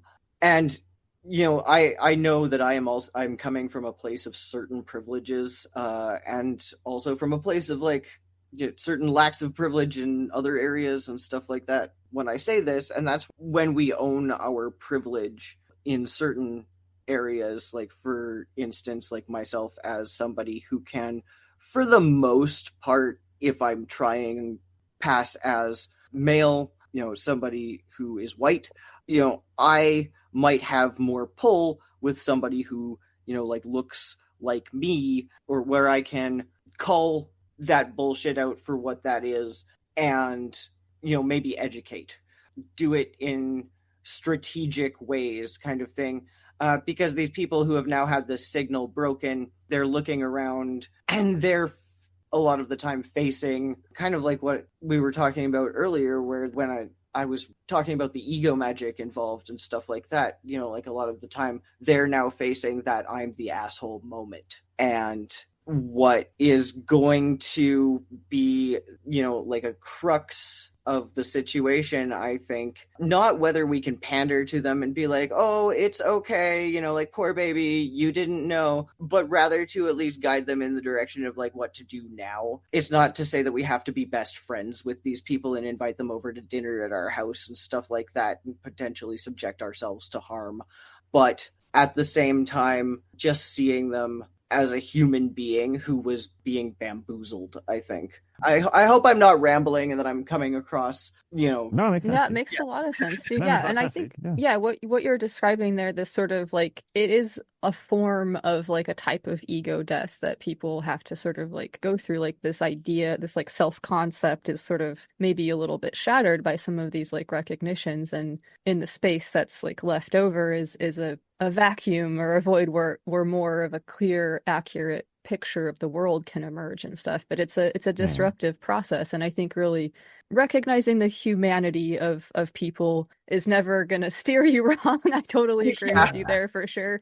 And also the idea of once somebody is willing to try to come to the table as an ally, even though there might still be a lot of work in the realm of accountability and other things to be done, trying to not have that be a punitive situation, but to actually build a situation where that can be fostered and accomplished, if that's possible. As you said, not to expose oneself to potential harm either. It's obviously going to be a very context-based judgment call for each individual. But yeah, 100%. And this is one of the things that I say over and over again. Technology is that microblogging and the death of nuance on the internet kind of sort of had us boil these really advanced concepts down to memeable sound bites, so to speak. And within that death of nuance, I think, a lot of people picked up on these concepts more in the as slogans kind of thing, as absolute truths. For instance, misgendering is violence, right? So I don't believe that somebody accidentally fucking up my pronouns a couple of times is the same as actively coming up to me and punching me in the face, right? No, we have to talk about these things, right? But also, because of that, I think the language around a lot of issues has become it leads people there's less nuance, and it leads people to stop taking the rest of context of situations into account and dealing with people on an individual basis. And I think that's, we need to get down to a human level to the best of our ability. Right? It needs to be real, right? Yeah. It needs to. One thing that I find really interesting is that for me, the dominoes that really led me to wokeness TM, which is really the understanding that the system is not necessarily there for your benefit, and that you need to be community oriented and really be smart and kind of be wary of the systems that are out there to mess with you, right? Which has been a cultural thing forever, right? For ages, right? But one thing I find really interesting is that we often forget about the aspect of what is the if you're an alien and you are going native, for instance, right? What do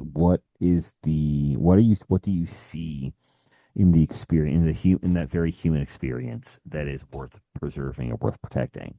And it creates this question now of, okay, so what version of your privilege psychologically are you willing to sacrifice in the interest of creating in the interest of building a bridge with somebody or understanding somebody's experience, right? Truly trying to understand somebody's lexicon. So for me, it was in my mid-20s, I had just moved to Seattle. I wanted to, experience my blackness really for the first time, because I was, I'm a child of, Jamaican immigrants. And if you're Jamaican out there, you already know how that be. But in that search to become more black, I learned also about the dark side of what has been done to my people. And that leaves its scar. The learning of it itself leaves scars, let alone living in the wake of it. And then you start to, learn other things about other people's struggles, right? You take the word white privilege out and you put in the word male privilege, right? And then suddenly a whole new world opens up to you, implications and possibilities that other people live with every day. That you're not a bad person. You're not, having privilege does not make you a bad person. It means that the system thought that you would be more docile if you were pacified as opposed to ignored. And what's happening is when you experience these ego deaths, right? When you take out, white privilege and put it with switch out male privilege if you're, a dude. This also can lead to ideas of, well, a lot of the specifics are arbitrary. It's people treating each other shitty. And then that can lead down to engaging with other people's issues and then realizing that you resonate with a lot of these issues. That's how I found out I was trans, man. That's how I figured out I was trans. Was as I saw the TV glow, and I actually did real soul searching, and instead of worrying about what was being done to me by the system, I took a minute to worry about what I was doing to myself over the course of this many years of my life. But that first step is reaching out in a way that makes it tangible for somebody. Where that's why the LSD, that's why the Hoffman steal this book / LSD glasses come in, right? It's not one or the other, it's both. It's both, actually. It's both references, or it's actually both references. And it can be both references, and it should be both references. Because either way you read it, you get a new perspective on the art and a new perspective on the type of resistance that you're looking for, right? If it's both now, you can read it from either lens, or you can read it as both lenses simultaneously. And it blows open the doors for you. Because before we asked the question of, like, if this film was made today, what it would be like. I don't know if this film being made today would change its content at all, because we've already seen what's happening now happen with Iraq and Kuwait. Mm-hmm. And we already saw it with Reaganomics. Dude, okay, remember, what do you brought this up? The guy on the television who's like, it's a new day for America. You know, that thing? Guys, when I was 10 years old, no, I was younger than I was 6 years old. I was 6 years old. My dad read me a book called Bud Not Buddy. Have you guys ever heard of that book, Bud Not Buddy? I don't believe so. Surprisingly, I have not. All right, bet. All right, cool. You're about to get a black person lesson today. So Bud Not Buddy takes place during the Depression in Flint, Michigan. All right, it takes place during the Great Depression. It's a little homeless black boy whose mother has passed away for reasons unspecified, and he is searching for his father, and he's going to do great young dark-skinned black boy hijinks to get there. But over the course of this film, we have this like situation where he is trying to get food in the morning. At the very beginning of the book, he's trying to get food in the morning, and he's in a line with a bunch of other black people at this like mission where they get like oatmeal and shit. And there's a banner. Mind you, it takes place during the Great Depression. There's a banner above the people in line of happy white dad and a happy white mom and happy fat little white kids, and the banner says, "There's no place like America today." And the response to this from one of the gentlemen in line, he looks at another gentleman in line and goes, "Damn, it takes some real balls to come down here and be talking to that mess down here. When you guys can get to the point where you're talking like that, that's when I know you're black. When y'all can talk like that, that's when I know. That's when I know, because that's the point. It's a cycle, my guy. It's a cycle. It's a cycle that's been perpetuated for as long as the system has been around. It's the post-World War II cycle. I don't want to keep us for too much longer, but the only issue I have with the film is that the aliens are aliens. It's not like the film itself says our spirits are corrupted. Our spirits have been corrupted. That's something we haven't talked about this entire night. Is that element that, look, bro, this species of aliens that came down here and they're taking everything and siphoning everything. You know why they win? You know why they won in the movie? You know why they won? Because we didn't stop them. Because they played off of every single little insecurity, all little idiosyncrasies, our racism, our greed, our avarice, which is just greed, but with extra steps. You know, our lusts, our vices, everything that makes us malleable and controllable, they used to their advantage. They didn't even have to fight us. Yeah, I love that you brought up the idea of them being aliens, because this is something that I've thought a lot about too. And I did want to mention that like one of the ways that I unpacked that like symbolism has to do with the way actually that they're not actually maybe like really aliens, but they're people who set themselves apart from the rest of humanity, right? Like people who see themselves as being like different, above, or whatever, like. And I think that it kind of like speaks to the humanitarian sort of like goals of the ruling class, right? In this sort of like almost like sadistic Marquis-de-Sade kind of like way, only not like so overt in the film, but like the idea, and I think that we see this now with like what's increasingly being referred to as our tech kleptogarchy, like not an oligarchy, but a kleptogarchy based on people stealing things. That like they do set themselves apart and in many ways wish to escape from and perhaps transcend their own humanity and death and all of the rest of it. So yeah, interesting stuff. Yeah. Frantz Fanon comes back to mind when he releases this very chilling statement where he says that there are only two types of people in this: the colonized and the colonizers. And at the end of the day, at the very end of the day, it is very satisfying emotionally to be very academic about these things and to sound intelligent. Look at me, how many words I know. But the sad truth and the sad reality of the situation is that it's like, real. It's real and it be happening. And the subconscious thing that was like the alarm bells for all of it was this fucking movie, was this art, was the art that existed forever. It's the art that a lot of us don't engage with in our silos, right? It's a lot of this like, and I genuinely believe this is a thing that I will go over in the Elden Ring lecture when that is ready eventually, God's willing. But I do genuinely believe that like art and film and books and poetry and television, all these things, like all this stuff we enjoy, this is the subconscious of the world. This is the world's subconscious. And this is our modern mythology. It's important, absolutely. I have come here to chew bubblegum and kick ass. And I'm all out of bubblegum.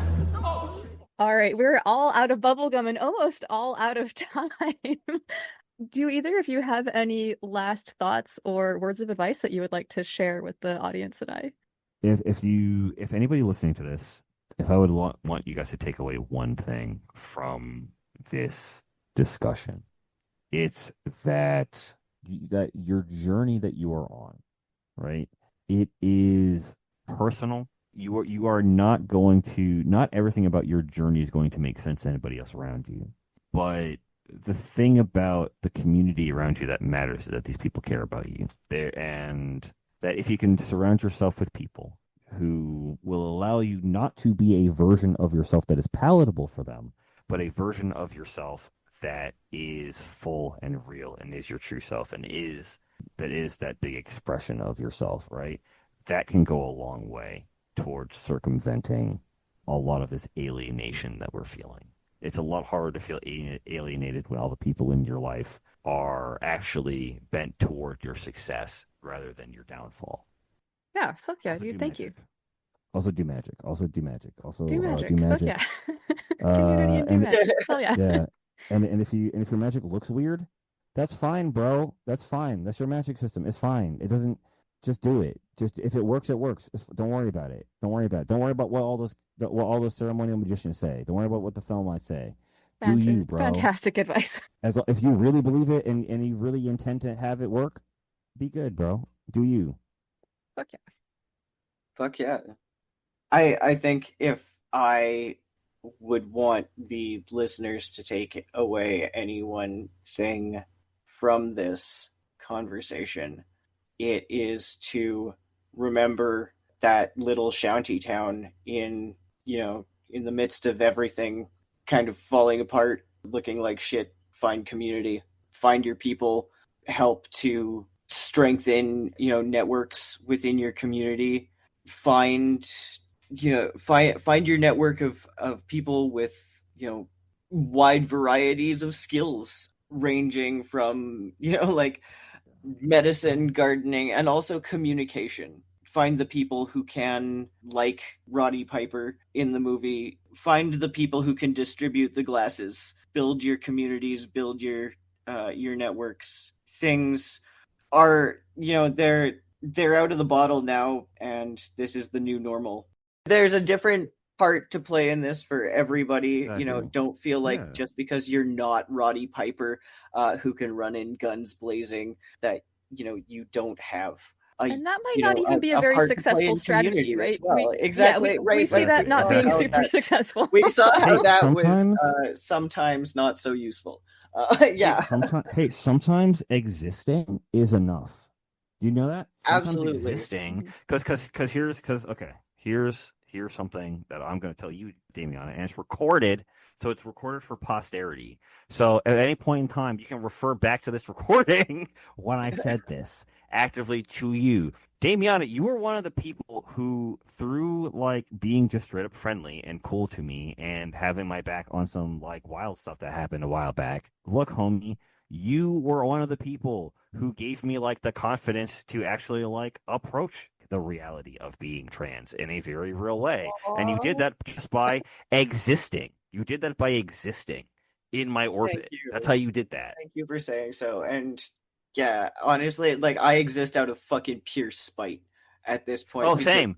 Same. That's why you are out friends. there, yeah, that's why and you are any kind of person that this system is like currently actively railing against. Your journey is always going to be your own. I feel like personally, nothing would make the conservatives that are currently in power happier than another dead trans person on the statistics, and I will not give them that fucking. I won't give them that release. They're gonna have to fucking give me their credit card number if they want that. you better make it public that you're on. Look, bro, we all know that you're on r/Bad Dragon Boys just like the rest of us. All right, get out here. Be honest about it. Bad Dragon. There are plenty of other fantasy toy makers you can support instead of Bad this is Dragon. why I need. This is why This is what I'm talking about. Either of you, do you have like things that you would like to plug real quick before I let you all go with my gratitude?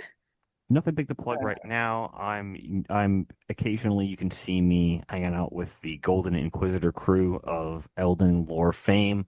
So if you want a little sneak bits of like what the later like Elden Ring magic lectures are going to look like in the collective, go ahead and check those out. But other than that, I'm pretty chill. Yeah. I have nothing to plug. I was talking to we were talking earlier, Lexa and I, about the fact that I'm currently unplugging. I'm being much more mindful about my techno life and stuff like that. So currently, no plugs. Plug unplugging. Yes. Perfect. Beautiful. Fuck yeah. Well, I really appreciate the two of you coming and like hanging out and talking about this. This has been a fantastic conversation. I'm sure that people will have a lot to chew on here and everything. And I do hope that people will check out the movie. And if they're interested, I will put the link to the ceremony. So yeah, thank you both so much. This has been so much fun. Really appreciate it. Absolutely. Yes, I always appreciate our conversations. Fuck yeah. Fuck yeah. Fuck yeah. As always, remember to resist. Fuck yeah. I've got one that can see. All right, thanks so much to Literonin and Frater Damiana for joining me. Check out the show description to find links to all the stuff that we talked about here today. I know that it was a slight departure from the things we typically get into here on this show, perhaps. So if you made it this far, we appreciate you coming along for the journey with us. This project and this movie is something that we can't seem to stop talking or thinking about once we get going, and it was really cool to be able to share a little slice of those conversations that we've been having with you all listening. One thing Frater, Damiana, and I have been talking about recently is the idea of reworking the original Project SPEX ceremony a little bit to reflect some of the remediation work we did with the They Live narrative. Nothing major, just a few tweaks is what we're thinking. And once that's done, we'll probably run the new version of it for new people who want to make magic sunglasses or anybody else interested in doing so. Since we covered so much ground and it's already a very long episode, I'm going to go ahead and save listener mail and shout-outs for next time. But I will say shout out to Adele Soto, who sent me some bumper stickers recently, which I think are very apropos. One of them says, "They divide us by race so as to rule us by class." Another one says, "They divide us by religion so as to rule us by class." Another one says, "They divide us by politics so as to rule us by class."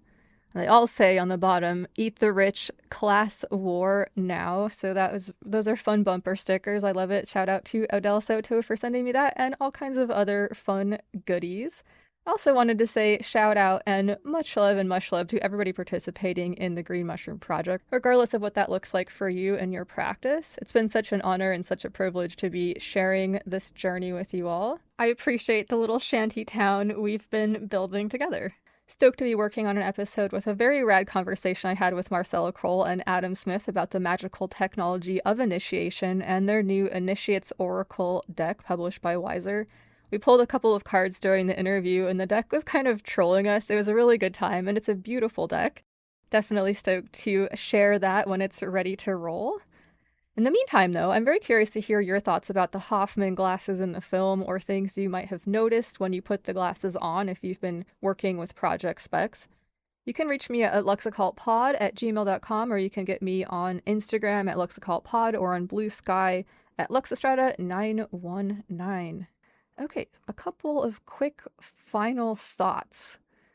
Earlier in our discussion, Litteronin mentioned the idea that differing levels of access to technology can be a way that people are kind of oppressed by others. And it made me think about what this might look like in the context of magic being a technology. In the world, or in history, what are ways that people are either given access to or denied the use of magic and technology?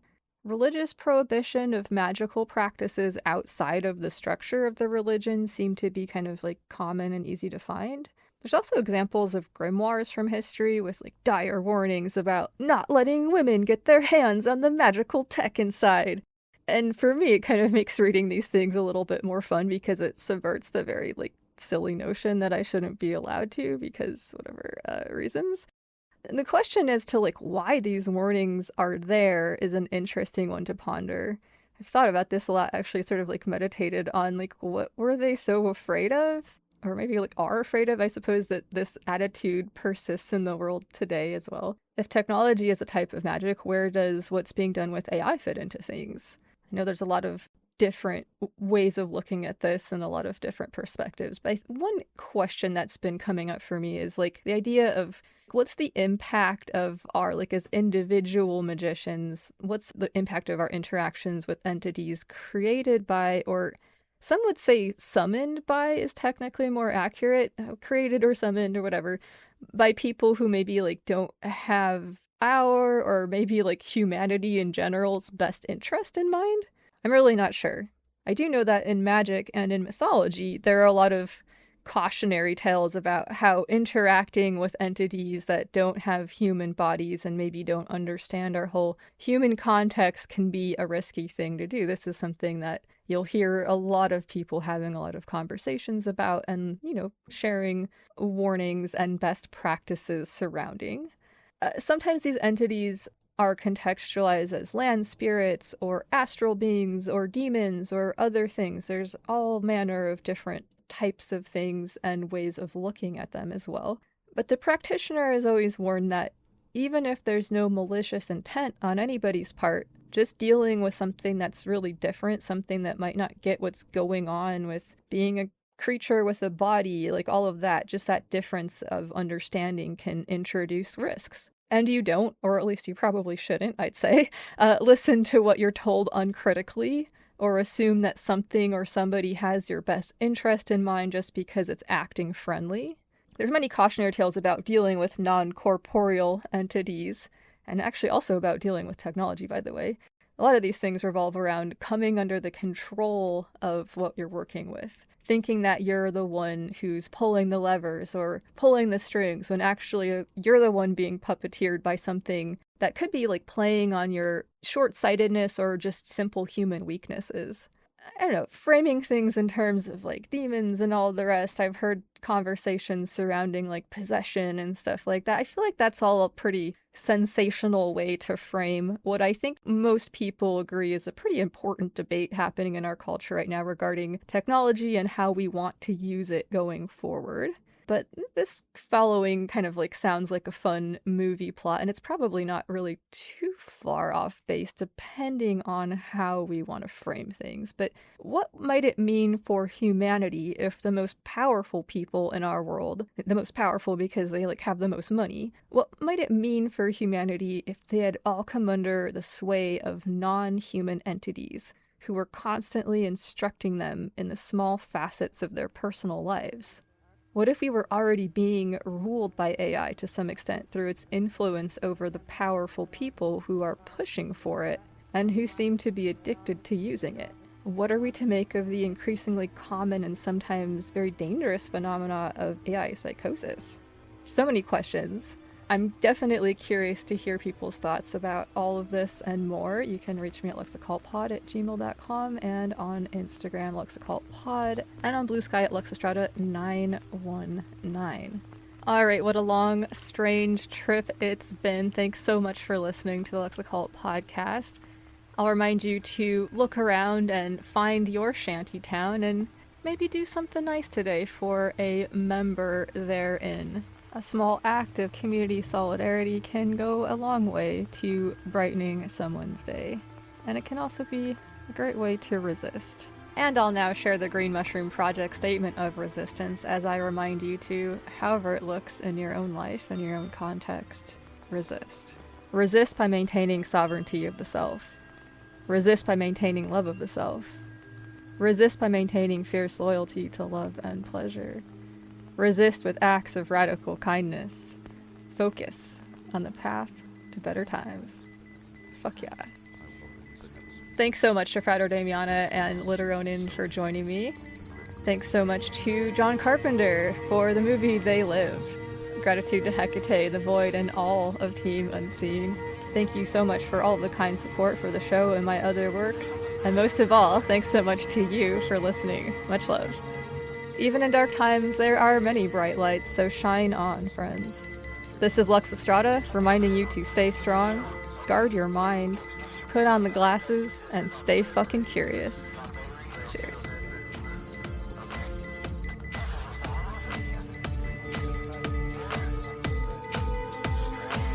That snippet, can you save that for like the very end of the recording? Like, get out of my head. I was already gonna do that. Get out of my head. Just say that I was like, it'll be in there, don't worry. Also, bro, I completely buried the lead. I fucked it, bro. I biffed it, bro. I biffed it hardcore. I biffed it earlier. Because I could have said the real magic glasses were the friends we made along the way. Which is the entire thesis of my whole point this whole night. Damn it. Shit. Fuck yeah. It was so good, and I forgot it. Like, Lux Occult is a part of the Green Mushroom Podcast Network.